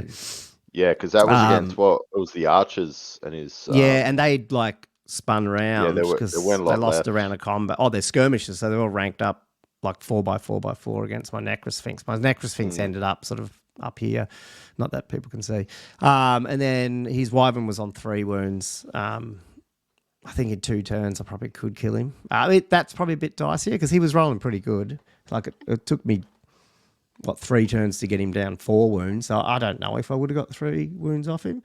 But there's still a good chance that he could. And then it could have killed him in turn 4. So I think it could have swung pretty hard. Just depends on what that giant does. But I wasn't overly worried about the giant. But yeah, here's what it is. I was a bit dirty with myself for not pushing harder. Speed-wise as well, in that game, because I went down in 13-7 when I really thought, I've got this. If I can get there and do this, and then just, didn't have the turns, which sucked. So I won't make that mistake again. No, I was surprised those ball boys, they hit like a freight train, don't they? Yeah, they did. Yeah. I can't believe they just burst through your Tomb Guard in one round. I think he wiped, because there's 21 there. I think he wiped like 14 or something. And then so they just wow. I was like, whoa. Even, I think it surprised him too. I thought, yeah, they're shit. And that's afterwards, like after day 1, I said to Andrew, you know what would be better than 21 Tomb Guard? 40 skeletons. He would wipe that up. No, it's good, Derek. I like playing. It's fun. Yeah. Cool. All right. I'll hit my next. So I'm at 2 losses now. I was like, but yeah, it was a bit frustrating. All right. Oh. So you didn't quite reach hobby nirvana after the first day. No. I thought the first game was good though. Like I wasn't too bad about losing, but that's just the second one left a bad taste in my mouth just because it wasn't. Yeah, just could have sped it up. I think I could have. So you just need a bit more time. All good. Is this on screen? Yep. Yeah, awesome. So this is day 2, game 1. The objective basically was we had the diagonal deployment, and you had to roll for all your units, and anything that rolled a 1 had to be kept in reserve and could only turn up from turn 2 onwards. Obviously, you can see I'm a little bit messy here on my board. Kind of looks like Josh's 3D printing hobby room. Not quite as bad. But, mine's much worse than that. Much worse than that, yeah. So I ended up rolling my game against Kieran, another great opponent. He was running Dark Elves. I haven't actually played Dark Elves before, so this was quite a bit of fun. So as you can see, I'll just go through his list. So basically, he had a Dark Elf Dragon. So this is like, unfortunately, I didn't get a picture from deployment, but he had a dragon down on his bottom left. He was running Cold One Knights next to his dragon. In reserve, he ended up having a unit of, Corsairs. He had an assassin in one of his units. He was running another unit in the center of Corsairs. And then off to his right flank, basically, he had a unit of Cold One Knights, a repeater bolt thrower, and he was running a unit of 10-odd repeater crossbows. He started sort of spreading himself across the board. So I thought I was going to go heavy to one side, and I kind of went heavy center right on my board, where his dragon was, just trying to put everything I could into his dragon. And Dark Elf dragons, man, they are hard. I'll give you that. So out on my right, I had like 2 units of Iron Drakes. I had all of my rangers set up in a single line for firing. I had my king. And then out of my left flank, I basically had 1 unit of Iron Wardens. And I had a couple of gyrocopters in the center. She had all my gyrocopters pretty much running in the center, and in reserve, I had my Longbeards and my Thane, who I happen to put in the same unit, and they both happen to be in reserve. So yeah, basically, I sat back and was shooting with everything I can. This shot here for everybody who can see, I think this is like turn, maybe my start of turn 2, something like that. Basically, on the right, I was shooting everything I could into the dragon and just kind of ignoring the Cold One Knights coming at me. I sort of was, I wouldn't say baiting, but I was trying to keep his Corsairs busy with one of my gyrocopters, especially the flaming one. And then out of my left flank, I was trying to be as busy as I could with my gyrocopter and my Iron Drakes just into everything you had on that flank. Mainly the Cold One Knights coming straight at them. As you can see, I'm just trying to scorch as many Dark Elves as I could in the center there with my. They're pretty good against elves, like especially gyrocopters with the steam gun. They're so good. Is that strength 3? Or 4? Strength 3, yeah. Strength 3, That's good AP against 1. elves. Funnily enough, so you can see on the left flank, he's whittling away at my Iron Drakes, and you're probably like, well, what are his Cold One Knights still doing there? Funnily enough, Kieran unfortunately failed 3 of his stupidity tests against charging against my at the start of the turn. So he just so frustrating. Slowly came forward. How are they still alive though against your iron like Drakes? Like, are they I was just rolling like absolute trash. Right. I could not shoot them off to save my life. He had a 2-up save, but like these guys actually really good. And he was shooting me with his the repeater bolt throwers and just pipping off a wound. My Longbeards with their stunty legs were trying to run up to support my King's. I know what that's like. The dragon basically took out my Iron Drakes on the in front of them, and there was another Iron Drake unit that was shooting at the dragon, but the Cold One Knights took that out, and they basically overran into my King's Ironbreaker unit. Next turn, or this might be a few turns up, sorry.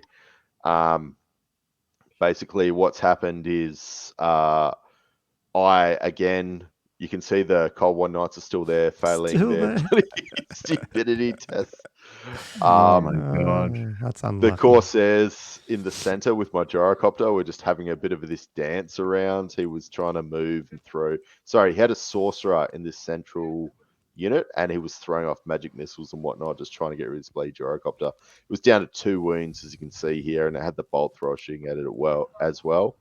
The dragon on his left, my right, very far right, took out my Iron Drakes. They have stubborn, so they can actually stick around for 1 round, which is kind of pretty cool.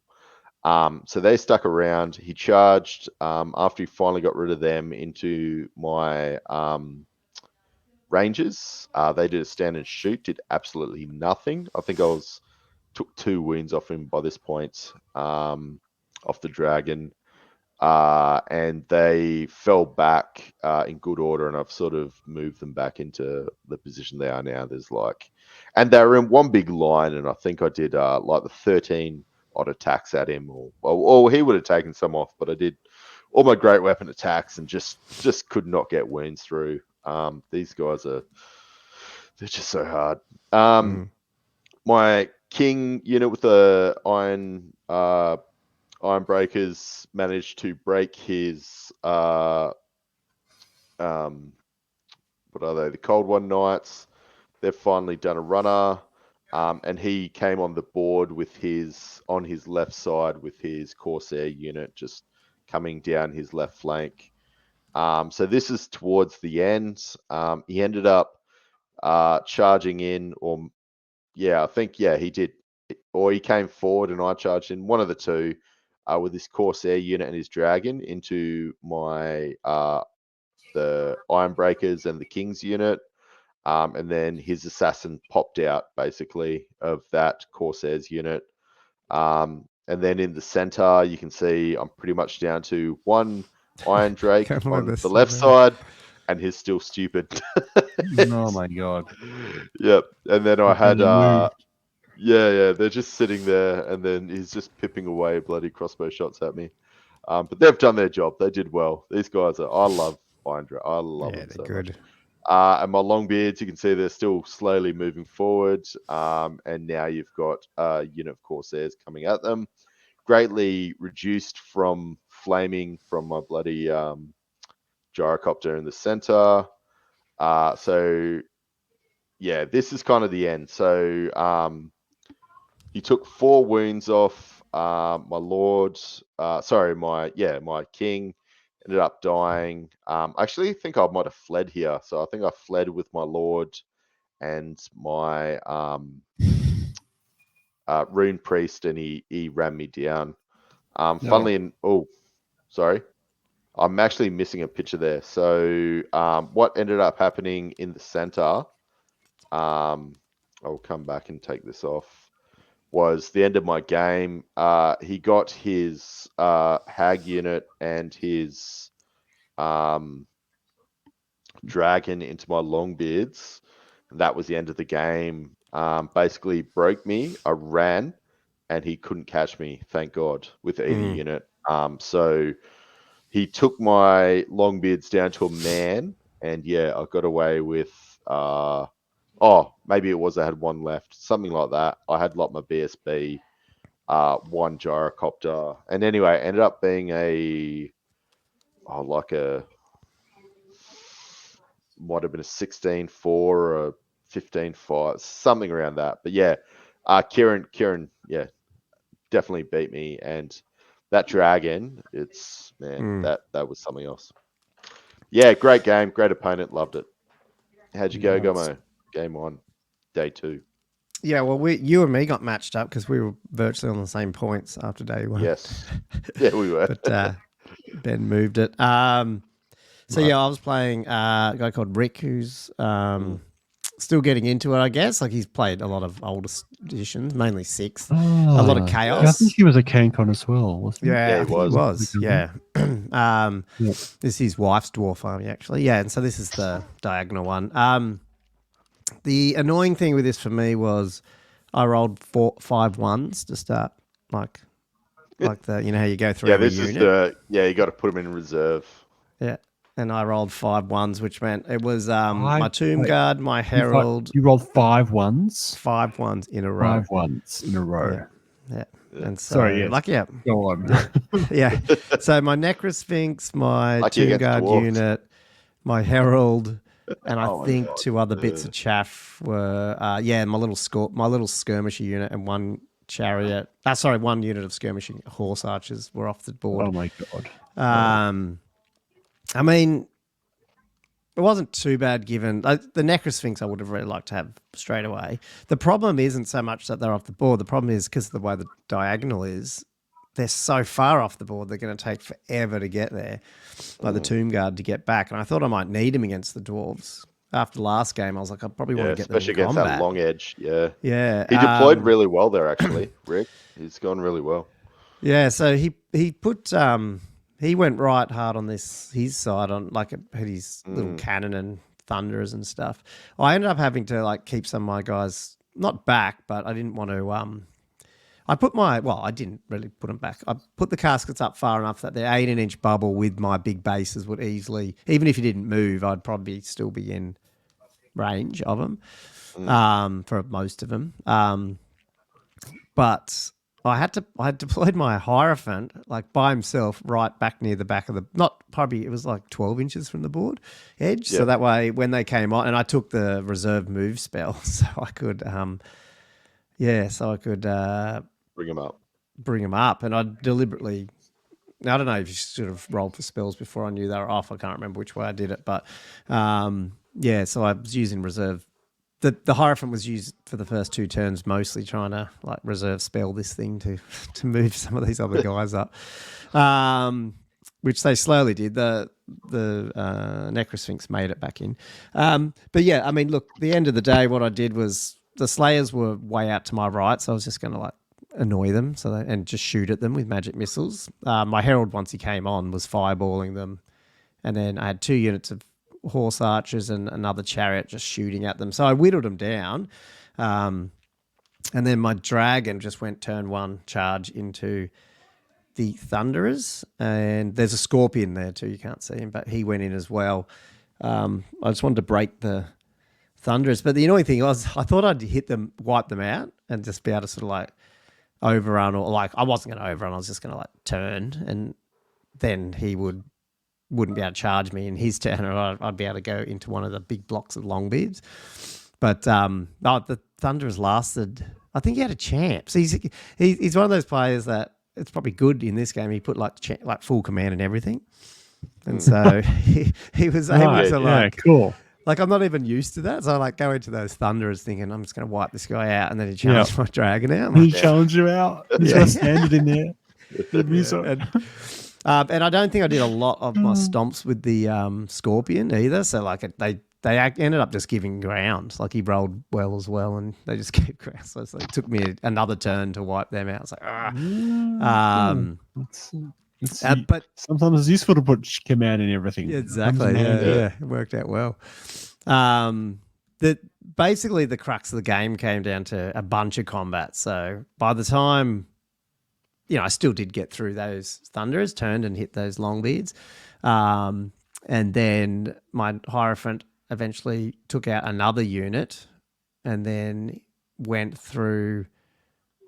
Was it another unit? Maybe it wasn't. Oh, yes, it was because they're dead up there. There was another unit here that the Hierophant spent a turn or two eating, not the Hierophant, the Necrosphinx, killing a unit of dwarves. Then he overran into the back of the Longbeards. So my dragon and his king was in there, and he challenged me, and it took a couple, like probably a turn or two, and I killed him. I think he was a bit shocked with how much this dragon, you just can't wound him. This white unit, unpainted, he only had one unit not come on, that was them. So he brought them on, and then he charged the flank of my dragon. So we had this big just combat mess, basically. But I think it was just these white ones that had some people left. The only things he had left was that the Ironbreakers didn't get into anything. I think it just kept chaffing them. And then the annoying thing was I shot everything I had at those bloody Troll Slayers, and there was still the champion Giant Slayer left at the end of the game. I was like, fuck's sake. So you only get 70 points rather than 280 or whatever it was. It was like, it was a 15-5 win, but it was just these odd little things that you leave on the table. But I tried, but yeah. Yeah. But yeah, Rick was probably a little frustrated with that dragon, and then he got frustrated again, I think, unfortunately, playing Andrew next.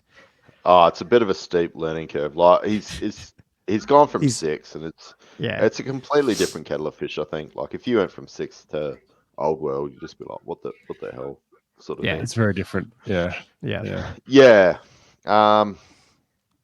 So I'll throw mine up. Everything that was good to get my first win at least in Old World tournaments. Yeah, so that was good. Yeah. So surprise, surprise. Poor Rick. It's come against me. It's another dwarf off, and this was a gun line. He effectively wasn't running a gun line. He was running what he got 1, 2, 3, 4, 5 combat units. So yeah, it was sort of. This was just open battle too. This last game. Yeah. This is just open battle last game. Right. Funnily enough, we're on the exact same table which we're on before. I played on table twice. It's very familiar. You both stuff has changed. You can see people started moving stuff around and just gone like all this scatter train. They've actually put it all together, and it ended up being a little bit better towards the end. I sort of said as we're playing with the guys, if you want to move any train around, just move around. You don't want to sort of disadvantage somebody, because in the center especially, you had 4 impassables. I'm like, if you want to move it around or play it as something different, just let us know. So anyway, I sort of put my 2 infantry blocks in the center. I put all my Iron Drake units on the left. Pretty much all my mobile stuff right in the center as well. And then off to the right, I had my Rangers. He just opposite me was running his Longbeard unit with his king in it. He had a unit of warriors towards his right. So he kind of went from center to right. And nothing on the left flank. So yeah, his center was Longbeards, and then off towards his right flank was warrior unit, thunderers, iron breakers, and then his troll slayer. And on the very left, he was running a cannon, which was opposite one of my iron drake units. And then I'm sure Gommo can probably attest to poor Rick's luck. It was yes, turn one misfires. Turn one, he misfired his cannon. What was that? You as well? Yeah, and it was down for 2 turns. You saw where my dragon was. He was right both across. Games. Back to and back. Can't shoot turn 1 or 2. So by the time he could, I was in combat. Yeah, poor guy. Not that I'm worried about the cannon, but the cannon really. Basically, turn 1, I've moved up with my iron drakes and shot his cannon off. Got a D3. So I'm just like, I'm sorry. I felt so bad. I'm like, the entire time, I'm just like, man, I'm so sorry. This isn't the funnest list to play against, being that you're dwarves. I played the same sort of game turn 1. I know how hard it is. You're moving 6 inches at a time. So anyway, shot his cannon off. For some reason, turn 1, I don't know why, he took turn 1 to start, and he didn't move. So I think he thought his cannon was going to outshoot me, and I was just going to have to go to him. But obviously, I shot his cannon off on my turn 1, and then he's like, "Oh crap! Now I've actually got to push." So he's a turn behind. So anyway, he's come forward towards me. As you can see, my gyrocopters pretty much went around the back and started shooting off. Probably the Longbeards was the biggest thing I was concerned about, and the Troll Slayers. And I'll tell this like as a thing. So like off on the very top of the screen, you'll notice that his Troll Slayers are facing off against my Iron Drakes. And my Iron Drakes have already shot off the cannon turn 1. So this is kind of turn 2. I've started shooting off some of these Troll Slayers. And I think he had about maybe 12 or 15 of these Troll Slayers. This is same sort of turn. I've taken quite a few shots of the same turn, but basically I think this is turn 3. His Troll Slayers are still coming towards me at the top.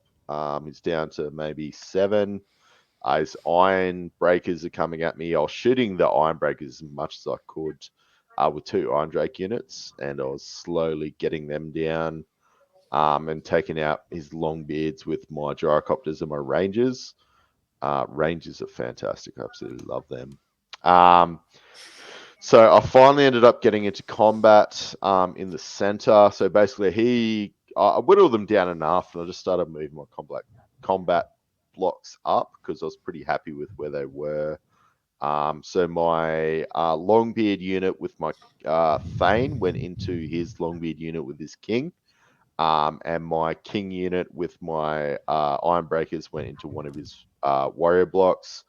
All my Gyrocopters moved over to take out his warriors and his Thunderer unit. And yeah, so on the top, his basically I took his. This is the problem with Troll Slayers. So I had 5 Iron Drakes, and it took his Troll Slayer unit down to his champion by the time he got to me. And then he charged in, and unfortunately, his champion made no wounds, and I killed him. And I still had 3 Iron Drakes left. That's the problem with that's where Slayers are. They're not the greatest. And as you can see, like even his Iron Breakers, he had like a full unit of Iron Breakers, and I had what a bad way, for a Slayer to go in the lore. Right? Yeah. Legged across the battlefield, getting shot. Some cheap dwarf player shooting him from. It's not very novel, not very Slayerish. But these Iron Drakes, I just love them. They're so good. Little units of 5, and they just do so much. So yeah, you can see here my Iron Drakes have taken his Iron Breakers down to 9 from 20 or to whatever they're at. He had quite a few of them. And I had another Iron Drake unit that was shooting into one of his warrior units. This is his king rolling off against my Thane. So basically, he rolled. I remember this. He had 4 attacks. He rolled 2 and a 1. And this is like with hatred and things like that. To hit. I think this is on his second rolls. He still rolled a 2 and a 1. And then from his 2 hits, he rolled a 1 and a 1. So he had like 1 and a 1 to wound. And this poor king, I'm just like, oh man, Rick had the worst luck in this game as well. So this is turn 4. You can see this here in the center. So basically, his king didn't do too well. And I think I charged him in that turn, so I got a bit of a heads up. And as my list, as you guys know, I got a hell of a lot of static combat res, so I ended up breaking, and I ran, chased him down. I think again he rolled like a 3, so unlucky. In the center, I broke his warrior unit with my king's unit. That fled, and the next turn, because my gyrocopters are skirmishers, and even though they were facing the other way, I was able to charge them and chase them down. And then in the top, you can see I had 1 gyrocopter flaming away at his poor Thunderers. And yeah, poor Rick. Like, he didn't really understand, like, Ponderous is like -2. So the gyrocopter can kind of move around, and every time he's turning and shooting against me, like he's hitting on 6s sort of thing. So yeah, basically I think he had 1 warrior block with his Thane and BSB, which I didn't really want to touch because I only had Iron Drakes on that side, and he had this unit of Iron Breakers still left, and that was pretty much game. I had most of my stuff left over, and this is, yeah. So again, like, it's kind of one of those things, like, you kind of try and go soft and help people out. Not that I was going soft or anything, but just like, I just felt so bad having a bit of a gun line. And this is like one of those ethical things. It's like you kind of get somebody new and it's a tournament setting. And you kind of got this, and he's coming from 6th edition. So it's like just coming for a game, trying to learn the game. And sometimes these tournaments can be quite cruel when you've got, the upper echelons. Like, I faced that against Dave as well. Like, Dave absolutely minced me, and it's not fun getting shot off the board. But yeah, that's kind of how the game ended. But yeah, it's a great opponent. Yeah, but that's where I ended up. Oh, good. Yeah. So what did you win? Oh, I got a certificate. So I got what I get? I got a 119. I got a 15.5, 5.15 or something like that, and then I think Todd. Sorry, not Todd. Rick. It was like a 15.5 again. So I got perfectly average. You can't see that because it's backwards. But it's the halfway hero. The halfway hero. Awesome. Perfectly average. What do you get, Gommo? You got something more lucrative. You're really I'll do hoping my that game 4 award quickly. Hang on. weren't you? I'll do my game 4 just quickly. Oh, sorry. Yeah. Yeah, so I was playing his name's Goldie, Chris, his name is, but he plays War Master. I think it was at Castle last year. Right. But he was doing the ring in. So he played 1 game yesterday and then didn't play the first game in this day, and then he got called in for this one. He's got dwarves, so that's so I've played dwarves. Yeah, so many dwarves. I should have taken more pictures of his one because it's done really well. And this was like, he's still learning old world, but he's a good player too. So he was being very cagey, and I was being cagey, which was good because I wanted a game that was a bit like not wanting to give stuff up. And after getting that good win in the 3rd game, I was like, I'll see. And so I did the same strategy. In hindsight, I think I wouldn't do these things again. But in my brain, when I went into this tournament, I was always like, keep the drag. I want to just like keep the dragon and the Nexus things together and go hunting and stuff. But what I found, I should probably been a bit more liberal and let them split up, because in this game I did the same thing where I went down the right flank and just tried to hold the left, but he put his gyrocopter, those 3 little gyrocopters on that side. I thought I might have a go at shooting them off, but I didn't get a chance. I was trying with a few things, now he had the spell. So in that Longbeard unit on the left, so he's got like this Longbeard unit. This is not deployment, so but yeah, Longbeard unit with a Runesmith or Rune Lord, sorry, with the rune that he throws 3 dice and picks the 2 highest for dispels.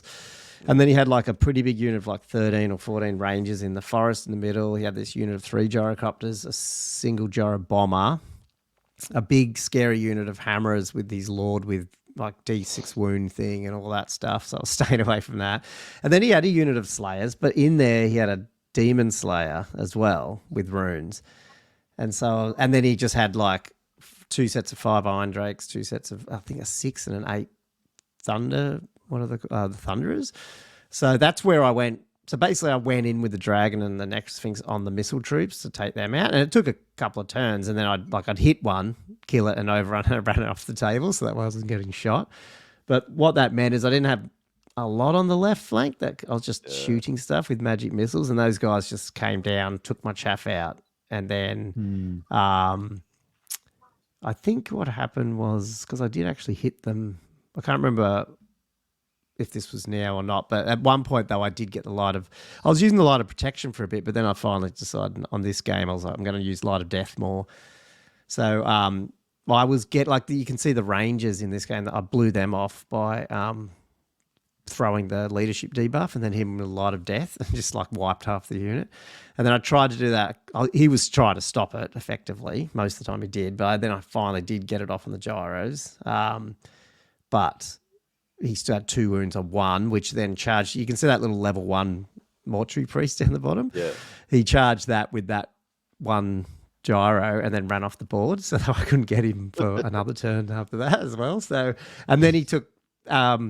He had 2 rangers left, so I sent one of my chaff chariots into the forest to risk the dangerous terrain just to see if I could impact hit these 2 dudes out of there. But he didn't. The rangers killed the chariot, and then he ran those dudes out of the forest on the other side, so I couldn't get them. And I was just like, oh. They can't see. Yeah. And so I just had nothing that, like, unless I wanted to send the big guys into either the Troll Slayer unit or his hammerers with all those magic, like he was going to.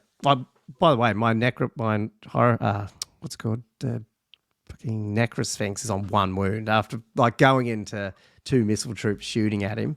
But he didn't kill him. He went off the board as well after he killed the Iron Drakes. This is like halfway through the game. So I think we only got through turn 5. Yep. That probably worked out well for me, because there's no way he wouldn't have. I reckon he would have been able to easily kill. He had enough other guns left that he would have been able to take the Necrosphinx in turn 5, I think. But yeah, I wasn't. I don't know. I was like, I'm not going into the Slayers or the other one with your D6 wounds. I mean, maybe turn 6 you could do that, like charge the dragon in to see if you can take out the Lord. But you probably. Not in 2 rounds of combat, probably, because I can't remember what else he had. But so it ended up at 10-10. It was just straight tie. Like he took a bunch of my crappy stuff, and I took about a bunch of crappy stuff from him, and we shook hands. So that was pretty good. It was just funny. I thought like we were like bashing each other and then running off the board, so you can't hurt us. Like it just kept doing it. So yeah. Anyway, it was good. It was good to have a tournament, and then we both took stuff home. Yeah, you guys. What are these awards? Oh, you got best painted. Yeah, nice. Yeah, that's very good. Because there was another. Keith's got. Is it Keith? Yeah, he's which is Crikey Games or whatever. One of the YouTube channels that I follow. I didn't even realize he does that one. He's got an awesome Orc and Goblin army. Yeah, it is good. Yeah. But yeah, no, very, very happy for the people who voted me. So thank you. Yeah. Yeah, no, well, the army looks really good. So definitely well deserved. Yeah. Hadn't seen it all together like that actually in a photo until now. All put together. It looks awesome. It'd be good to put all, like, I mean, I should do it one day, like a full shoot of all of it, because like there's a fair bit of stuff that's not there, now, like multiple chariot units and the Sharpty and the Carrion and stuff. So it'll get there. I'll keep going at it. So yeah. There'll be a lot more archers coming potentially for Castle Assault, which we're going to have a chat about. So I'm not taking those Tomb Guard. Yeah, what were you going to change for Castle? So we should talk more about this next week, I reckon, because I would like us to go through the Castle scheming. Pack. Yeah. Because what I want to take may not be what I will take if we scheme. But what I would want to take, if you forget Castle, you're a schemer now. You're scheming. Yeah, is a really big unit of basically replace those Tomb Guard with 45 poison archers and a few, and then 45 in one big unit or multiple small units. Nah, just one big unit. Bugger it. Because I can guarantee all those little shitty things I left on the table would not be there if I had 45 poison shots going at like those things. Because the Tomb Guard just I didn't use them right, so let's be honest. But they still can't do anything in turn 1 or 2 or 3, like maybe turn 3. It doesn't sound like you were getting much out of them. And you get this is about the same amount of points, would it be? 40 it'd be like 45 is basically 21. Yeah. Or maybe it's 40, sorry. But then the other thing I'm not 100% sold on, and this is a bit blasphemy, is the horse archers. They're good. Don't get me wrong. I love the horse archers. But they're 55 points. And 43 points, I get a chariot with 2 shots and impact hits. And they're all, and reserve move. Yeah, I like and chariots. Yeah. They're actually pretty good. Like and you can actually redirect units. Like you can't redirect people with the skirmishes. You know what I mean? Especially frenzied people. Like I can just Can't you put the horse archers in open order? Don't they have open order, or they only have skirmish? I can't remember. I'd have to check. Yeah, they might, but then you got to put them in open order. They're not skirmishing anymore. I don't know. I'd rather, in that case, potentially have the chariots. I don't know. So I'm thinking of I like chariots. Fiddling around and. I think chariots are a good idea. So one of the lists I had 5 individual chariots and then 45 archers, poison. That fills out your core, I think. Yes. Or something. Yeah. Like that. That actually sounds good. Yeah. But the downside for Castle is there's a lot of scenario stuff where you go, ooh, it's not gonna. Yeah. So that's a different. We might. Yeah. Okay. We'll go through that. Or you just go bugger. I don't care. I'm just gonna try to kill things. That's the other option. Yes. It's going to be a lot easier to play 45 archers than try pretend I know how to win scenario points. So I don't know. We can chat about Castle next week. Yeah. Maybe that's why Kendall gave me the green light with my my list I sent him. He's like, you're not winning any scenarios, so sure. Yeah. I might have to factor that in. Anyway, that was BelCon. It was good. It was heaps of people had heard of the podcast. They chatted to us. Yeah, I think they got heaps of events down there. So definitely, there's so many upcoming events. Yeah, it's very active. Yeah, it's good. Yes. It's funny when you're in those public areas again. Like it's similar to how I felt when I went to Uprising in Ballarat a few months ago. I was like, oh, I guess people do listen to us rambling on for hours on end. The Aussies probably appreciate it. Like they're just used to listening to Aussies crap on. So, all good. I don't know. Is there anything else? It's an awesome weekend. Yeah. Anything else about BelCon, Andrew? Or I was going to bring up the scenario because Sexy Jim was talking about it as well. So I was wondering what Josh's take would be on this, and just in the thematics and I suppose.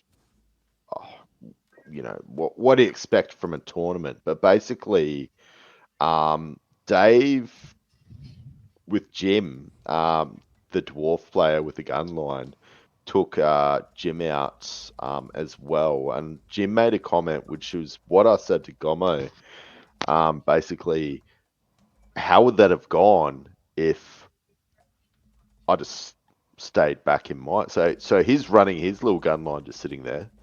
What would happen if I just sit there in my deployment zone and don't come at him?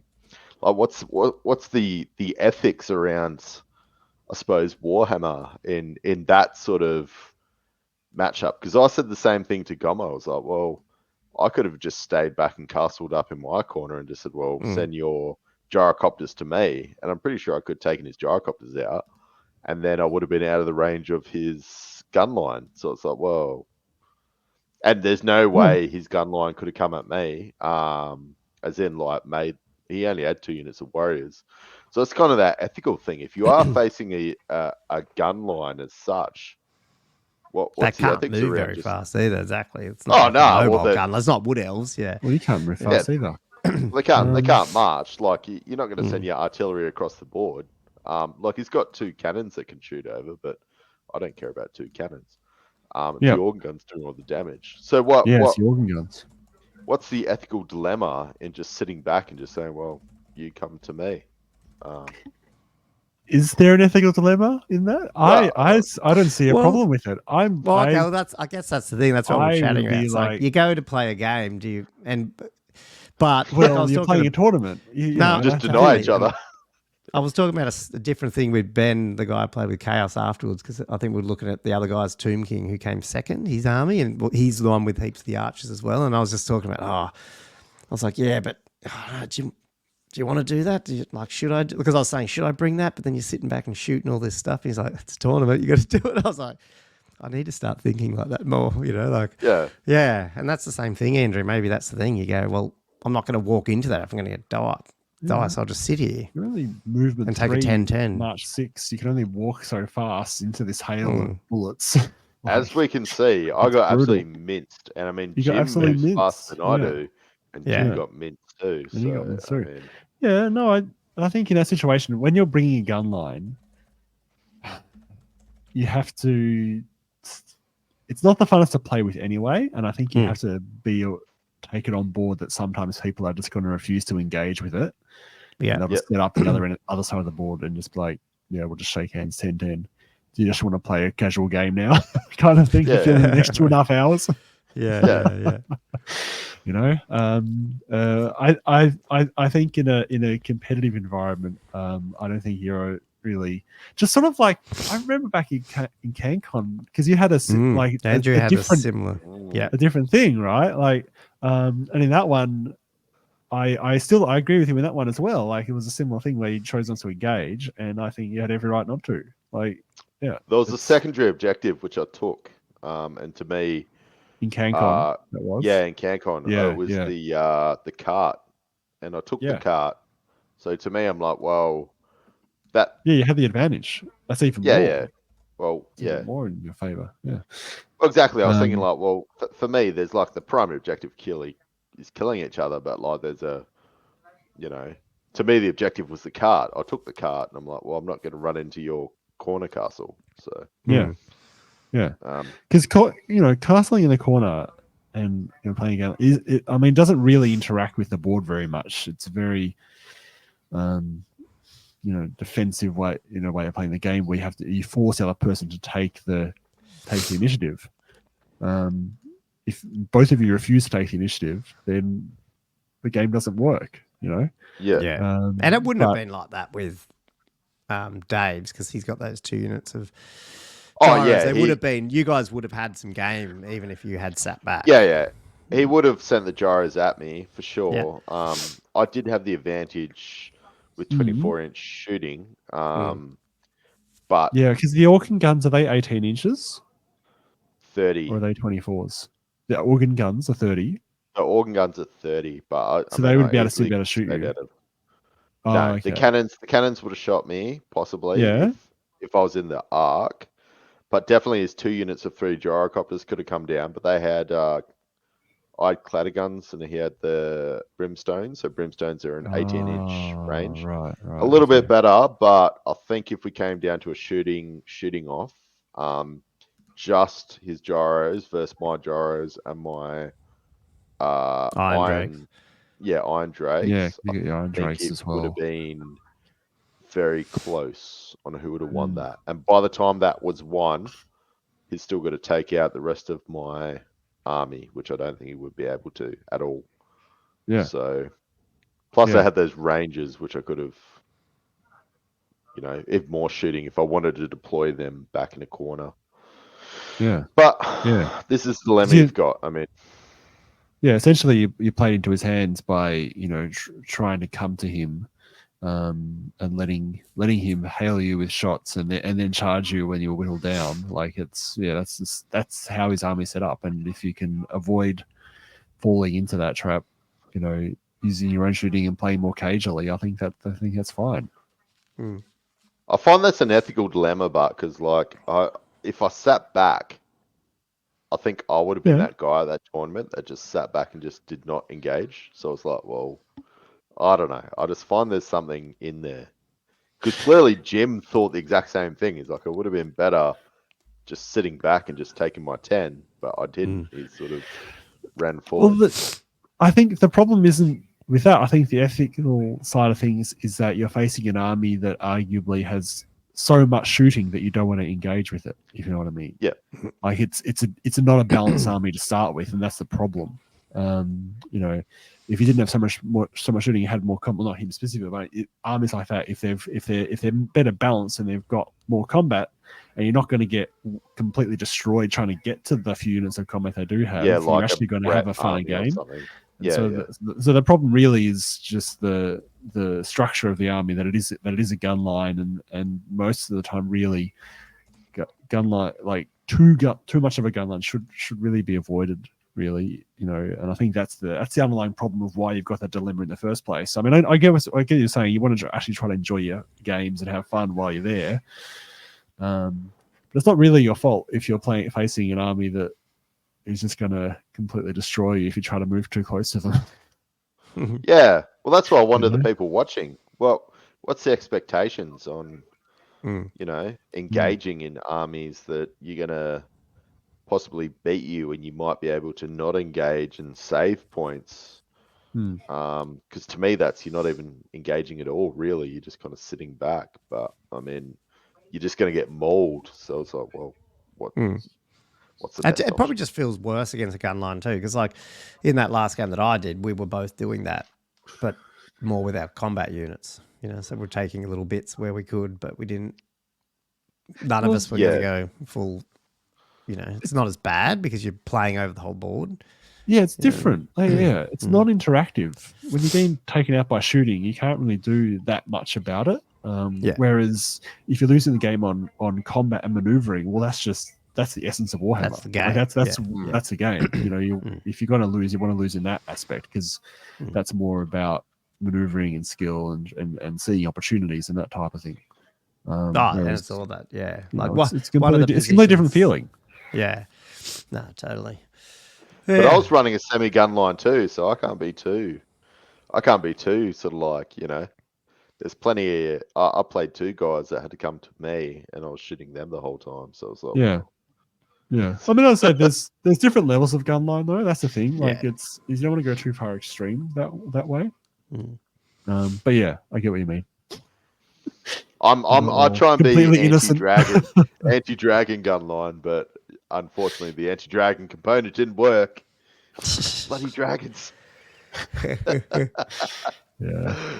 Oh man, I can't figure out this dragon. To kill a dragon, you got to bring a dragon. Basically, that's what we found out this weekend. The Hawkeye. I've killed a chaos dragon. So I don't know about the rest of you guys. That's funny. Yeah, and his chaos dragon left you on 1 wound. Well, what did he cause? 14 wounds. Oh, I swear he put. I think I was adding it up at one point. In terms of crumble as well, when you add it all up. Yeah. So I must have got a few heals off. Maybe it wasn't. Well, I've got 9. No, so it wouldn't have been 14. No, it could have been. Who knows? I healed about 3 or 4 times. So whatever that is, maybe 13 if he's dead, because he's only got 9 wounds. Yeah, that's 14 wounns, but he had to re-roll wounds against you and get through all your layers of saves. So there's something else. They are something else. These dragons. They are. Yeah. Oh, absolutely. Yeah. Yeah. Yes. Cool. Well, I'm going to wrap it up though, so we can get this show out. I don't know. Like, depending unless other stuff comes up that's more exciting, it'd be cool to like go through this, because the only reason I'm castles. Next week I'll be going to Gathering Darkness, so I'll have that to go through next week. That'd be awesome. And I just realised I'm in Port Douglas and wanted to record Sunday night. Josh. That's right. We'll Josh we'll and work Andrew this during the show. week. We could do it the week after too. That doesn't. It's not urgent, but I just thought the castle stuff, well, it is getting a little bit urgent. It's interesting because it's like a 15-5. It's like a 15-0 battle point one, and then more of its scenarios. But then when you look at the scenarios, each of them got 3 little points, and some of them are similar and some of them aren't. Like you could argue that some of the scenario points are won by not giving up a lot of units. So, you know, maybe having bigger units, but then there's a lot of US unit strength 10 stuff. And then there's a lot of stuff that's just outright kill shit, which means you need to be able to kill shit. So, yeah, it's a very interesting pack that old Kenny's put together when I've started to look at it. So, yeah, I might have to revisit that. I'll have to look through it. I haven't looked through it for a while. Josh's Old World tourney. Can't wait to see. That will be good. I'm expecting Let's great see how things. we go. Is that Really? Saturday, Josh? Yeah, Saturday. Saturday, Yeah. okay. Yeah. Well, maybe, I don't know, maybe we can record Sunday if you're around, Sunday night. Or are you away? I'm not sure. I might be away. I'm definitely away during the day on Sunday, so I'm not sure about maybe the night I might be okay. But yeah, I'll see how I go with the tournament. Like really, Maybe a special feature. I've only played a couple. Have you played a couple of games? One. Yeah. Well, one. To be honest, I played one game. Wow. Well, So I'd rather black, Josh. Definitely. This is going to be exciting to listen to. Cool. You got 2 units of pegs, you'll be right. You don't have to worry about all that movement shenanigan. They just they go wherever they need to go. Yep. That's right. That's what I take them. You got the horn? Yeah, I got the horn. Yeah, you'll be right. Got a green knight. Got a Duke on peg. Yeah. Guys, Got all the toys. Yeah. Awesome. Well, let's leave it there. And good luck with it, Josh, if I don't talk to you before then. Yep. So, everyone, thanks for listening to another episode of Old World Fanatics. If you enjoyed our weekly ramblings, as usual, leave us a 5-star review or hit us up on YouTube with a like and subscribe. And if you feel like joining our Patreons and getting into the little Discord chats we've got, just head over to patreon.com/oldworldfanatics. And until next time, thanks for listening to another episode. And you too. Talk to you next week. Yep.